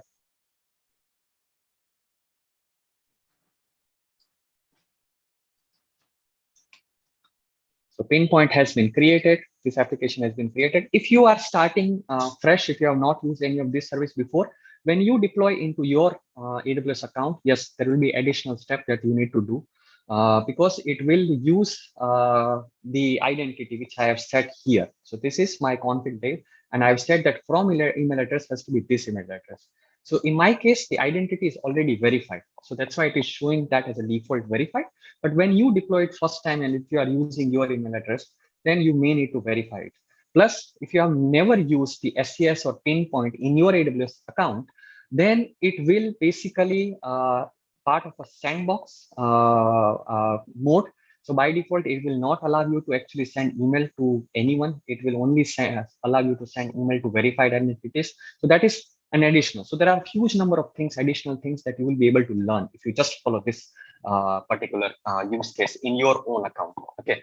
Now, one thing, yes, someone mentioned that how do I actually move the user from Cognito to DynamoDB? So Cognito has a lot of triggers.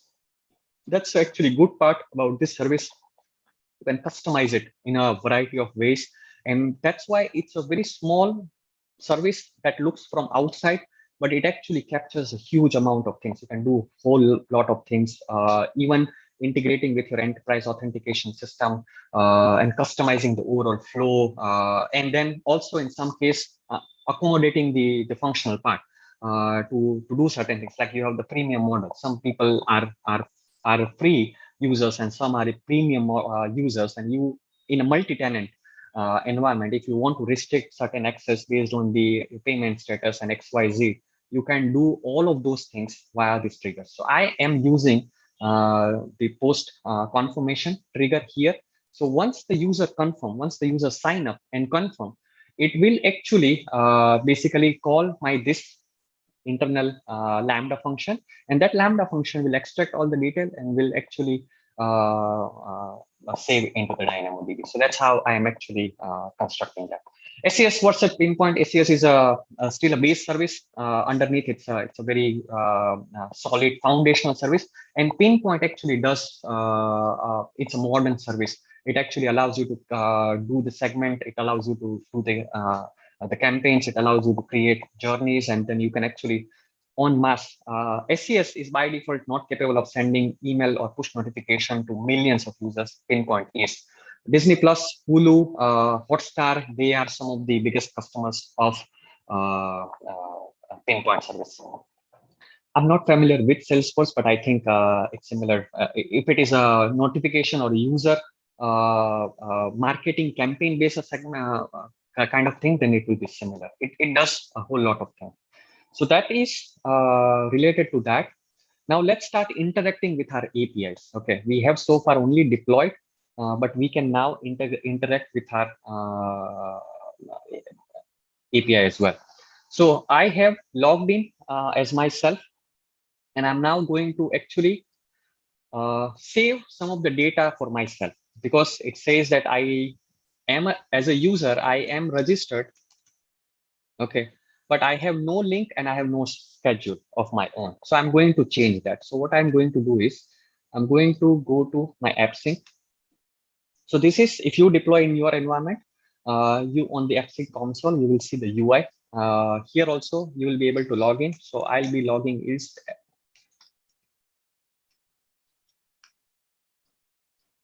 as myself. This is similar to if you are using Postman, then you need to authenticate, generate the bearer token, session token, access token, whatever you call it, then save it there and then interact. This is the same thing, but this is kind of a quick test. Inside the AppSync environment, using the same Cognito pool, I actually provided my credential to log in as myself. And now I can run some of the queries. So I know that there are few, these are the mutations available. So I am going to first do that. I want myself to be recognized at this particular link. So it will set that. Now the link has been set. This is the response of that interaction. So if I go now and if I do the run, now it says that yes, the user has a link. Now it says the user link is known as Dhaval-Nagar. And if I go to my user link, it says there is a link in place and it is for this particular user ID. I've just created this table as a cross-reference. There is no, it can be reduced as well, but just to showcase the overall thing. So I did that one interaction, basically updated two tables. I'll show you a quick, we are on schedule. So I'll show you a quick. So set user link. This is what actually is it integrated into. And here I'm using the DynamoDB transact write items. That means I can actually run a DynamoDB transaction. Many people I know even now as well, they think that the DynamoDB is just you send one thing and you get one thing. It's not production kind of a rate. But DynamoDB is the most production grade database as it can get. You can run transaction. This one is using the actual transaction inside the DynamoDB, and it is updating two things in a single invocation. It is updating the user link table with a new link. So if this works, only the next thing in the transaction will run. And once that is done, then it will actually update the second table, that is my users table, updating the data that now I have a link and what exactly is my link. So my first API inside this transaction is basically inserting a new record inside the table, that is user link put item. My second transaction for the DynamoDB is updating my own record. So updating and then inserting, and I can do complicated things via this way. So this is a few of the things I've added inside, so that when you go through the code, you'll get a broad idea that what all things can be done differently. It's not just a get and set, simple get and set. So now my user with this is kind of ready. Now I want to set some kind of a schedule in place. So I will uncheck this and I'll set my working days. So let's say I work on Monday to Friday, Monday, Tuesday, and Friday. This is the UI ways I'm just testing, but the same thing I'll show how from the web UI you can pass.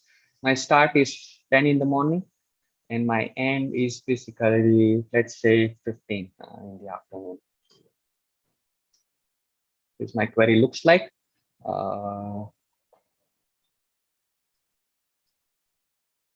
It has scheduled.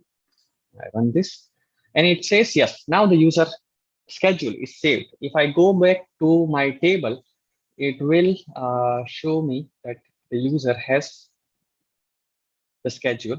And if I open up the whole record, it will show that the user schedule looks like this. So that has been saved and the user also has it. Okay, so now my user is set for the basic thing. And at this point, I'll just do one thing, that is it is set. I'll just do run a query just so that we can see that everything has worked. So I'll remove this and I will do query. My profile, I want all of the data. So this is kind of fetching what is needed. So my interaction is tailor-made that this is the broad schema. Now, as an API endpoint, I can ask for whatever that I need, and I can just ignore everything else. So if I ask for specific things, I'll get specific things. If I do not ask for those things, I'll not get it. So in this is a single query where I can fetch my whole detail. If I say that I don't want anything related to my schedule, then I just in the endpoint API itself, I will not ask that. If I do not want my time zone, I'll not ask it. So I'll not get it. So this is the way your front end or your mobile application, web application, or anything that is actually trying to access the backend, they can decide what exactly they want, and only those things will go through via the wire. And that is the interpretation, that translation, and managing that part is the responsibility of the GraphQL engine itself.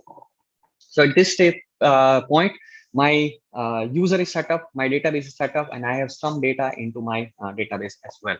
So before I go, anyone has any specific questions? So because after this, we are slightly behind. So after this, I'll quickly move on to the UI side, and I'll show you how the interaction with this endpoint looks from the UI side, from the JavaScript and the website. Can the API data be encrypted? That's more of a functional thing. If you're using HTTPS, there is a primary layer of encryption in place. If you want it different way, end-to-end encryption and like that, then you need to basically use that kind of a technique. But overall, the structure will not change because GraphQL works in a particular structure. It won't change, and you need to then look at encrypting field level data and then passing it on and decrypting onto the client side.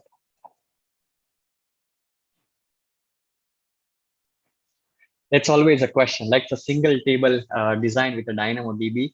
It's always, from my experience, personal experience, single table are good, great, but it requires some understanding of how the overall DynamoDB works and how much the access pattern wise. So how in all different ways you are going to access your table, that has to be known. In past, I have the similar experience that we design certain things upfront, and then every software evolve over the period of time.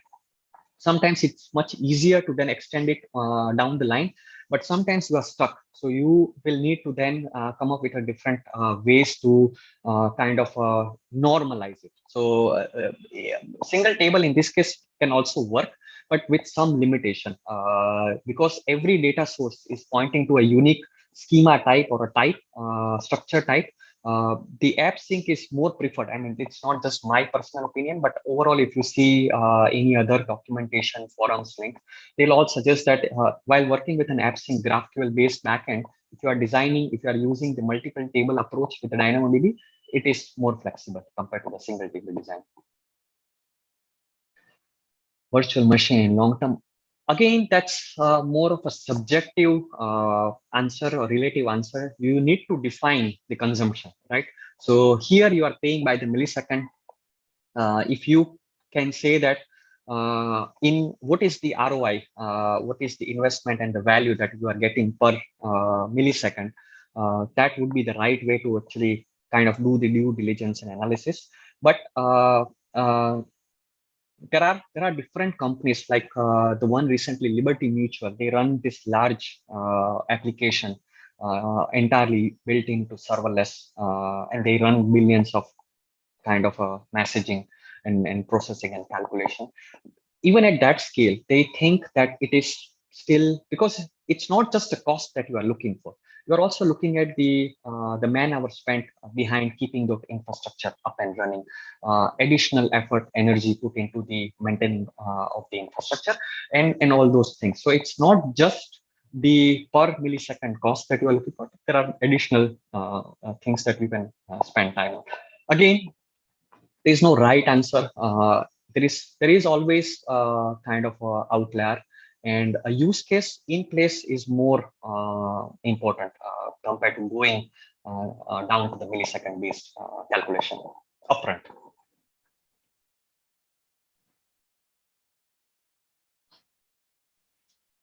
It's already kind of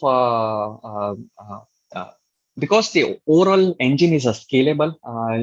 You, even if you are putting a load balancer, it can actually support WAF and other things. You can put that upfront as well. But otherwise, the direct endpoint is internally doing the load balance. It's similar to your API gateway, right? It's by default designed for scale, a high scale environment. So this engine is also by default designed for a very high scale environment. Where's in the back and the GraphQL? Can we create new ones? We can create the new one into, yes, that's a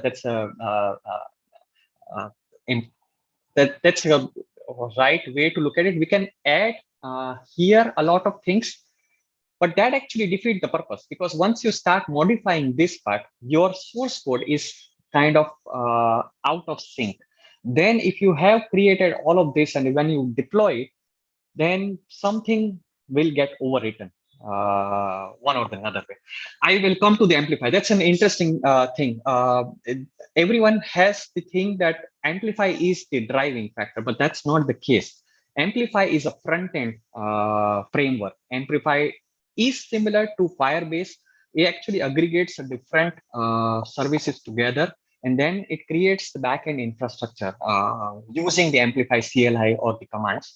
But I am more of a backend developer, so I design things from the backend point of view, and that's why this is isolated. Now, if you are designing from the backend point of view, this is the place. This is how you would start, and then it generates the URL and everything, which you can then use into the Amplify. I'll come on to that part now. So that is that. In order to put in place, Julian, to answer that in a short, it took me somewhere around 4 hours or so overall to actually design this whole thing end to end. But I haven't spent 4 hours in one go, so I didn't start in the morning and have it all ready in the afternoon. But yes, bits and pieces why I added different things.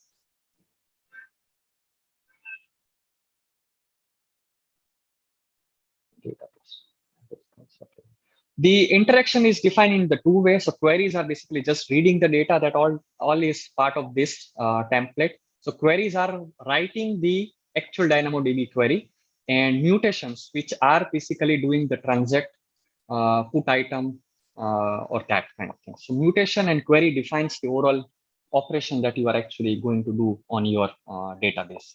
That's the kind of a demarcation. So we'll now quickly move on to the front-end side, and I'll show you how I have designed. I'm not a front-end developer, but what I have done is I have created the simple UI application. I have used the Vue.js and I have integrated the GraphQL and the Cognito using the Amplify. So this is my simple front-end looks like.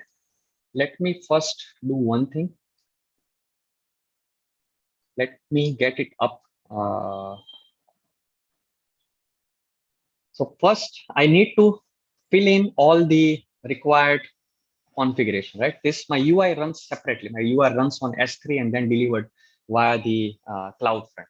So the first thing I need to divide is that all the assets, internal things that it is going to connect with, put the keys and the ID. So first is a Cognito domain name. So I used my Cognito domain name is configured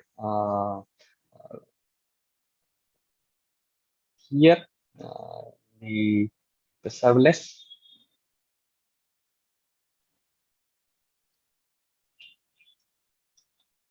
Okay, so it is Calendly app and whatever is the stage. That's kind of a fixed and a short name. You can see that from the Cognito as well. So if you go to the domain name, you will be able to say that what exactly is the domain name of your Cognito. So that is Calendly app and the stage. So that I have already set, no problem in that. Next, I need to give is my Cognito pool ID. So I have put some output variable inside the CloudFormation. So I'm going to go there and it will have everything. So Cognito user pool ID, this is the ID of my Cognito user ID. All of these things are required to different libraries. So I'm using Amplify. So it requires to amplify. So that's why I'm setting it one by one before I explain the Amplify part. So this is replacing that. Then the web client ID. As I mentioned, I'm using a web client. So in the Cognito, it's a common, basically a user directory, and then you can have different endpoint for different applications. So you use certain things, one endpoint for your mobile application, you use another endpoint for your normal web application, you use a third endpoint for your admin application. So that way you can actually tailor-made your interaction with the identity directory. So here I'm just using one, that is my web client. So here I'm taking the ID of that. That's also inside the CloudFormation as well. So web pool client ID, it's the same. I can take it from here, paste. Next, my CloudFront URL. So what CloudFront, because I deployed it as part of my backend, that is also changed. So there is my CloudFront domain name that I'm going to replace. This is going to help in the redirection. So after you log in, after you sign up and log in, where it should redirect, that's the part that it is controlling. Then my GraphQL endpoint. Yes, you need to provide the endpoint to basically interact with the GraphQL part. So I can take it from here. So that's my GraphQL endpoint. And it's also available in the CloudFormation as well as a service. So this one is my GraphQL URL. And I'm also using the API gateway. So for the booking and the basic user information, I'm using the API gateway. So this is my URL for the different REST APIs. I did that.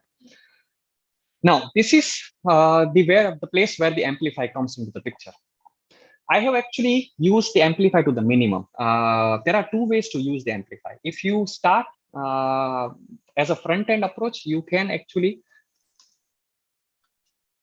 go to the Amplify. You can use the Amplify CLI and start constructing and adding more features. And it will create an Amplify mobile web backend as well. So under the Amplify, you have different services: authentication, storage, GraphQL, analytics, REST, push notification, data store, everything. So this internally, it uses one of the dedicated AWS service. Like authentication uses Cognito, storage uses the S3 DynamoDB, GraphQL uses the AppSync, data stores uses again one of the configured backend storage, REST uses the API gateway. So Amplify gives us a kind of consolidated library so that you can configure different things, and then internally it will generate a configuration file, okay, which will have everything consolidated from the Cognito, from the GraphQL endpoint, API gateway endpoint, and many other things that you will use via the Amplify. What I have done is I have used the Amplify as a library, but I have provided all of my configuration explicitly. This is the Cognito that you need to use. This is the GraphQL endpoint that you need to use. This is the API gateway endpoint that you need to use. We'll say that, okay, what exactly is an advantage doing that? The advantage is that it will still capture all of those things, and it will make it convenient for my JavaScript or the front end part, that I know by looking at the Amplify library and then asking for the current user information, I know whether there is a logged in user or not. By just saying that API call this particular API, it will internally know that, okay, how which particular endpoint and how it needs to call. So it actually adds the convenience layer, but it all depends on what is your starting point. If your starting point is Amplify, then you need to follow certain things via the Amplify. I am more of a backend guy. So as a backend developer, if I am designing my overall application, I'll just only consider the backend part, and it actually makes sure that it generates a relevant resources, ID, URL, and everything, which I can feed in or give it to my front end guy, and they will actually integrate with the Amplify and resume it for them. So this is done in that way, that I actually have created all of those required assets in a backend project as a separate here. And then I have taken it provided into my the configuration and then use the amplify.configure. Otherwise, it would generate this AWS export. So AWS export, if you follow the Amplify CLI, it will say that don't edit this. This one has been generated from the CLI. It has all the configuration, everything, but I'm not using that. I'm rather using the approach in which I extract whatever I require, and I actually configure it explicitly to Amplify. So here I'm configuring amplify.configure with Cognito. That is one. Second, I'm configuring my AppSync endpoint. So what exactly is an endpoint, region, and the type of the authentication, so that internally it will actually, I can leverage all those methods in the JavaScript. And third is I'm actually also creating an API gateway kind of as an endpoint. Now, usually if you need to make a JavaScript call, you use fetch. If you're using the ES6, you use different libraries to make the REST call, API call. Here, Amplify actually comes with those things. So I've just provided that this is the name, this is of my endpoint, and this is the actual endpoint of API gateway. And now my Amplify at this point is set. Okay.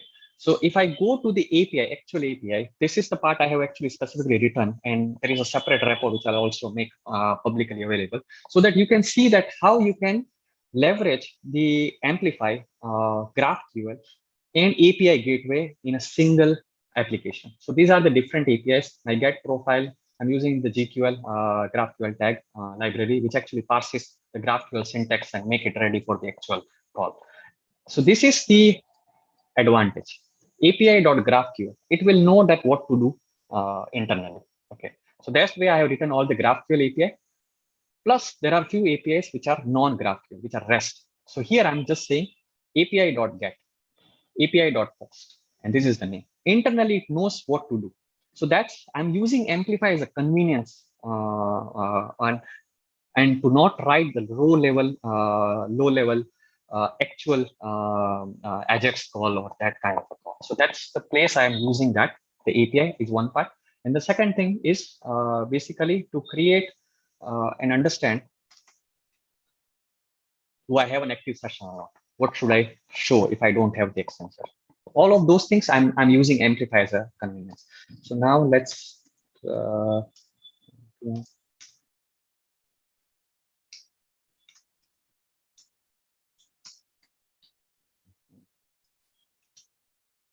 So I'm now just building. I have put all the configurations I'll build, I'll upload it, and you all will be able to kind of access the UI. So that's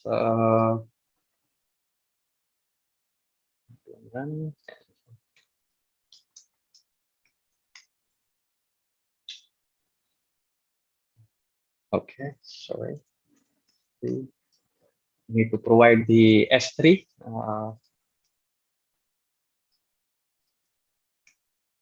So this is my S3 bucket.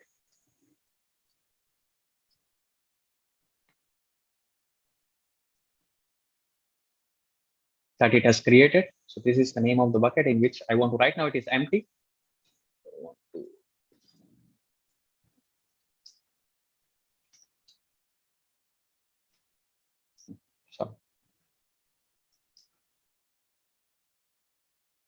So it's just doing one thing. The front end, which is I have created as a bundle, it is just uploading that to S3. And as soon as it does that, this will start appearing as a UI. Now, all of you, if you go to this particular CloudFront URL directly, or if you follow my previous URL and log in, you will be able to see, interact with the system. Okay. Let me know. I'll just need another 5-10 minutes. I know I'm slightly above the timeline, but I'll just need 5-10 additional minutes. So at this point, it internally actually captured my login because I did already log in. Okay. After logging in, it fired the GraphQL API. And if you can see, you will be able to see certain things. That's the part. When you log in from your new user and you interact with that, you will not be able to save because that part I have not made into this UI. It's one of the things that you can take it up as a challenge and save. But it actually fires the different GraphQL internally, and it can you can see the whole data that is being exchanged and the data that comes back. Okay, so now I can see that my URL link, my working hours, my time, and everything is set. Okay, now there is no events. That is no event that I have set. So what I'll do is I'll just create quickly one event for myself.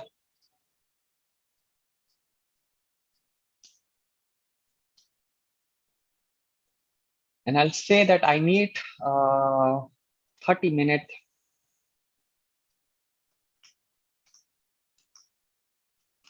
serverless discussion. Okay, so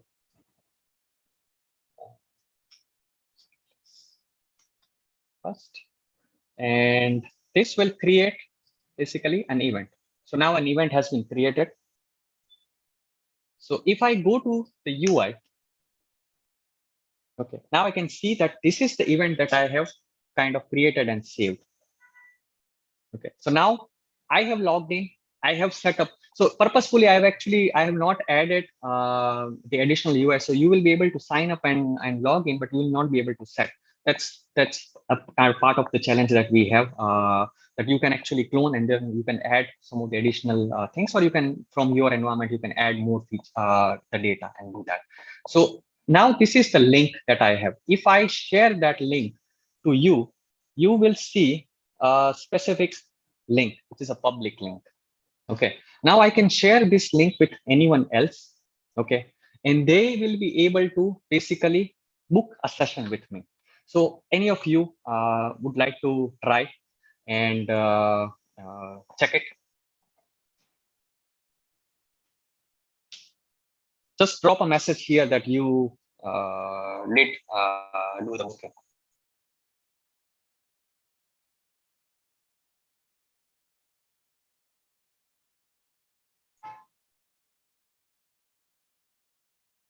If I open it up here, it will show me, okay, I see a number of people have already booked. So you should get an email and I will get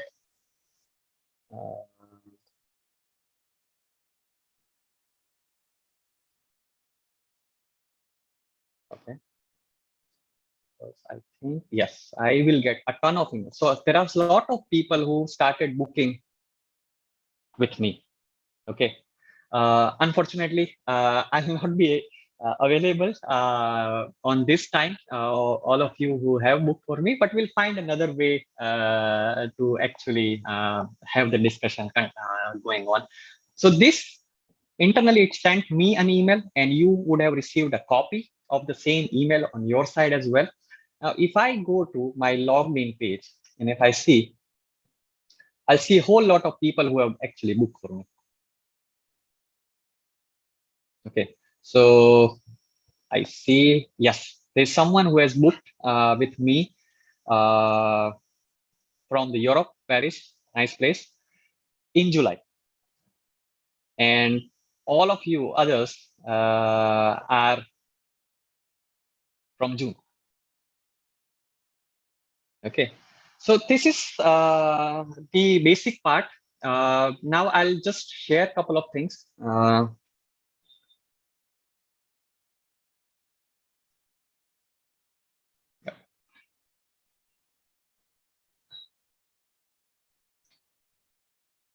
Just 1 second. So this one, the source code is kind of whatever that I showed right now. Everything from the front end to the back end, everything is available publicly, and I will share that link here in a short time so that you can actually clone. You can download that, deploy into your environment, and then give it a try.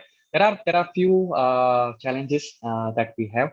But before I go on to that, Sneha, would you mind if you just share that detail? Sure. I know, again, really sorry. I know we are running few minutes late, but this won't take much longer. And I hope you all enjoyed so far, whatever that I have shown. Okay, Dhaval, can you share the reward slide? Sure. Yes. Okay, so I just want to inform all the attendees that you will be practicing this whole thing by your own, and we will be sharing all the relevant links with you. So once you all are ready with your projects, we will give you a timeline of 7 days, and all the attendees will be added to a special group, a special channel on Slack, and you all will be sent invitations for joining that channel today. Once you have submitted your projects, although we will be sharing all the details regarding how you will submit this, when is the last date and everything on that group itself. And the best 5 projects, the best 5 submissions of this whole thing, they will win a free Whizlabs annual subscription.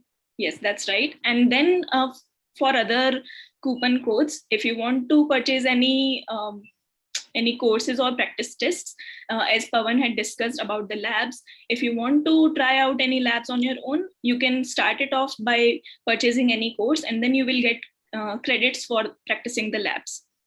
So you will get 60% off on purchasing any course or practice test from Whizlabs. For that, you can use this code that is mentioned on the slide. Then if you are interested in buying the subscription, there is a flat 30% off on that as well. These codes will be applicable for the next 5 days. So make sure if you want to purchase anything, make sure you use these codes and get a good discount. Okay, so before Dhaval shares all the information with you, I would like you all to have a quick feedback, to provide us a quick feedback about this session. I would really love to know how you like this session.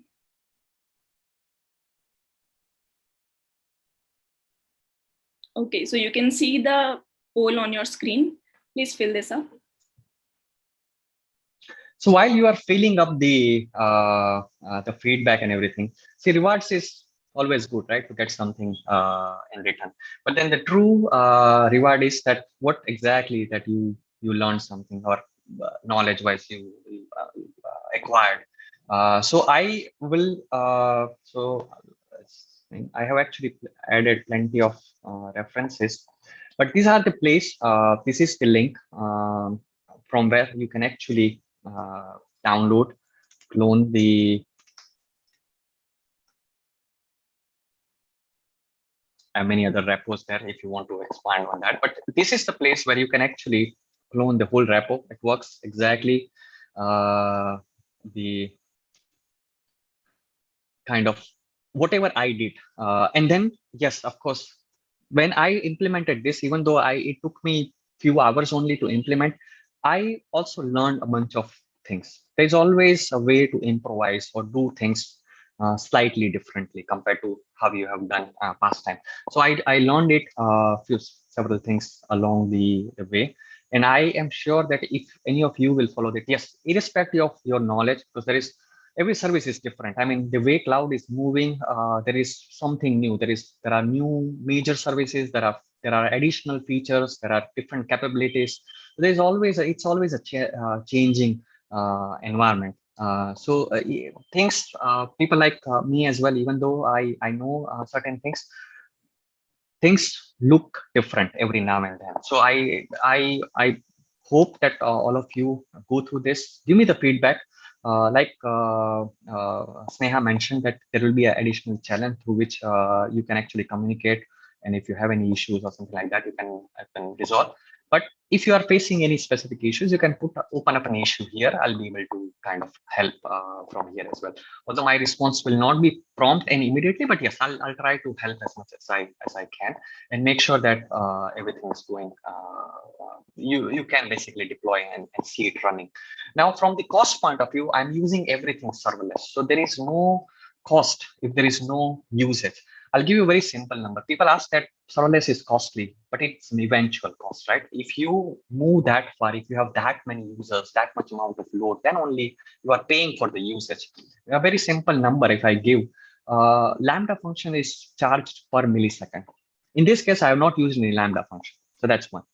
Cognito, first 50,000 active monthly users are free.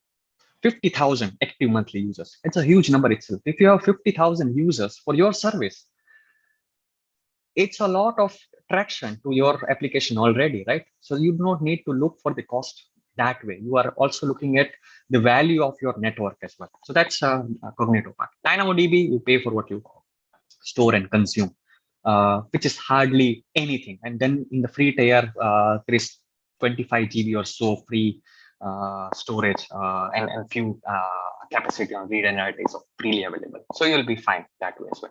AppSync, right? AppSync manages the whole GraphQL engine. It's not free. Nothing is free in the cloud, right? But then the value addition is that you pay for your consumption. So AppSync charges, it's a very flat pricing. It's very interesting as well. You pay $4 for 1 million query or data mutation. 1 million requests. If you reach to 1 million or somewhere around that line, you pay $4. That's huge value compared to setting up your instance, installing the Apollo or any other server, managing it, and then also putting the additional effort to keep it running, start it, stop it, and do stuff like that. So that's the point. I mean, it's not a silver bullet that whatever that I have shown and whatever is that I'm saying, everything is great and it will always work. But there are different scenarios, and this one is created from the learning standpoint. So if you are, while you are doing this, if you are learning through this, you will uncover a lot of the insights on your own as well. It will give you a great deal of understanding of the pricing and other things. But so far, even managing multi-tenant large scale environment where there are hundreds and thousands of users, many of my serverless based applications, we pay almost nothing. That's basically the kind of refinement that we have done over the period of time. Yes, my applications in the past used to cost, but then you learn more things when you keep on basically improvising and then try to uncover that how you can optimize. Whether it's a virtual machine based, EC2 based, whether it's a container based, Docker, Service, Docker Compose, whether it's a Kubernetes based or a serverless based, there is always an opportunity to optimize down the line, because optimization comes when you see something which is not working as you expect, whether it's latency, whether it's a database performance, whether it's a internal processing performance. Optimization comes later when you start seeing things in action. Okay, so there is always an opportunity to optimize it down the line, and you can further refine that. What kind of use cases typically qualify serverless? Anything which is you do not have a hardcore compliance in latency, because extreme real time is something that's serverless because of the event driven and there are multiple services involved.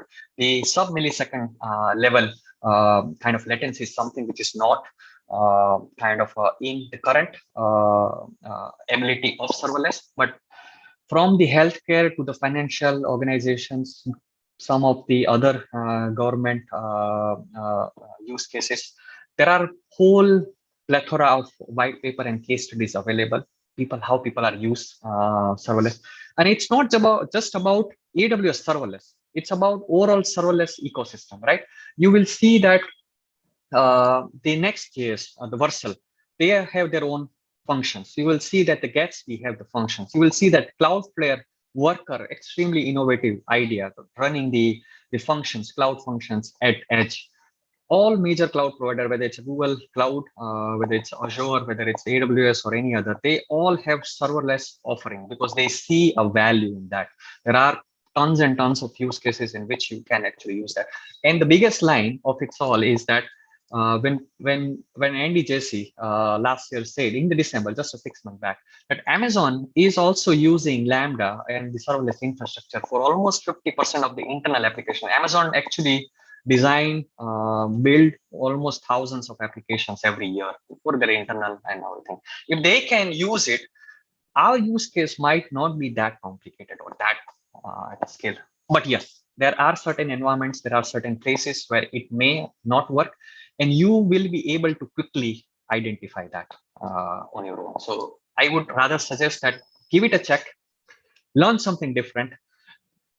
If something goes wrong, you'll still learn the way to go wrong and not other things. If you are going into the discussion mode that whether it fits or not, whether it does this or that one, it's a never-ending discussion. The same is the question with the Kubernetes or the Docker or the virtual machine.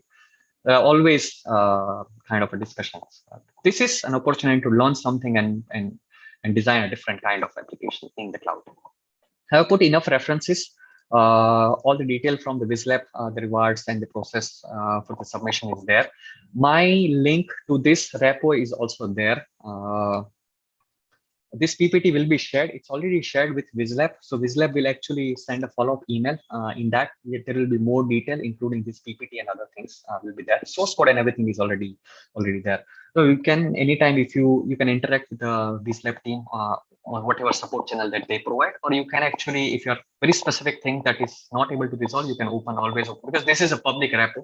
You can always open a issue here, and I'll be able to help here as well. Thanks, so Dhaval. with that, I am coming to, yes, I took an extra time. Sorry for that. But with that, I'm coming to an end. Yes. Okay. So I just want to announce one more thing here. Since some of our attendees are also a part of the Whizlabs 100 Days of Cloud Challenge, for this particular challenge, we have opened one opportunity, which I'm sure some of the participants are aware of, but still I would like to mention it again. So we have announced a full refund of any courses or practice tests that you would like to buy for your 100 Days of Cloud journey. If you appear for the exam, there are certain conditions for this refund. So I'm pasting a link in the chat box. I would like you all to go through this and make sure you make the best use of this opportunity, because we don't want that you face any difficulties in completing your 100 Days of Cloud journey. So yes, all the best for it. Any of the participants who are interested to share the frame, you can raise your hand and we will make you the panelists, and you can switch on your cameras for a quick picture. So far, I have received 25 plus meeting. So a lot of people have booked, actually used the service and booked. All the best, Dhaval.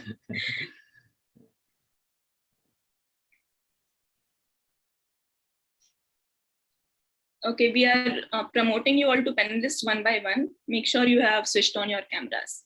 Hey, Toshal. I see Toshal. Hey, hi, Dhaval. It was really nice session. Yeah, all doing good. Yeah. I'll definitely give a try for the GitHub code and all. Yeah. Looking forward for your feedback. Yeah, sure.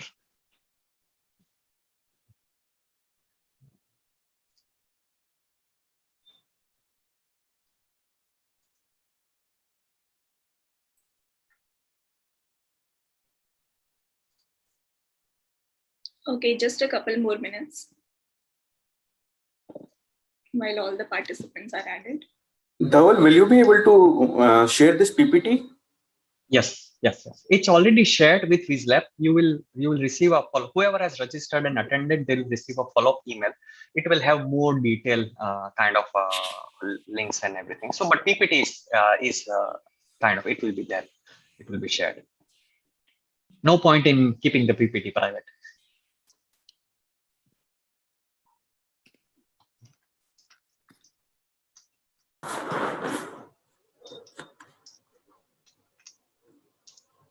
Okay, those who have been added but not switched on their cameras, please do so.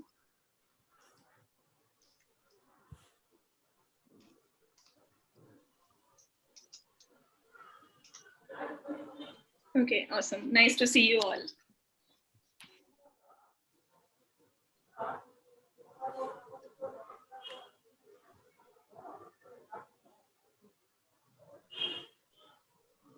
Okay, I hope you all are ready.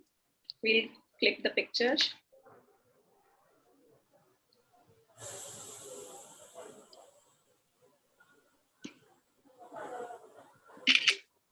Done. Thank you so much, everyone.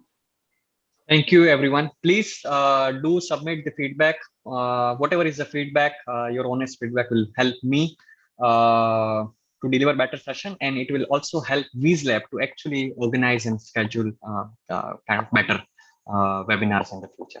Thank you all. With that, have a good rest of the day, rest of the weekend. I'll see you all in the future. And of course, you all can reach out to us for any topics suggestion that you have. Feel free to reach out to us on social media or anything. So we'll be sharing all the details with you soon. Have a good day. Yeah. Thank you. Thanks, Dhaval, for your help. Thank you. Thank you. Bye-bye. Thank you so much. Thank you. Bye.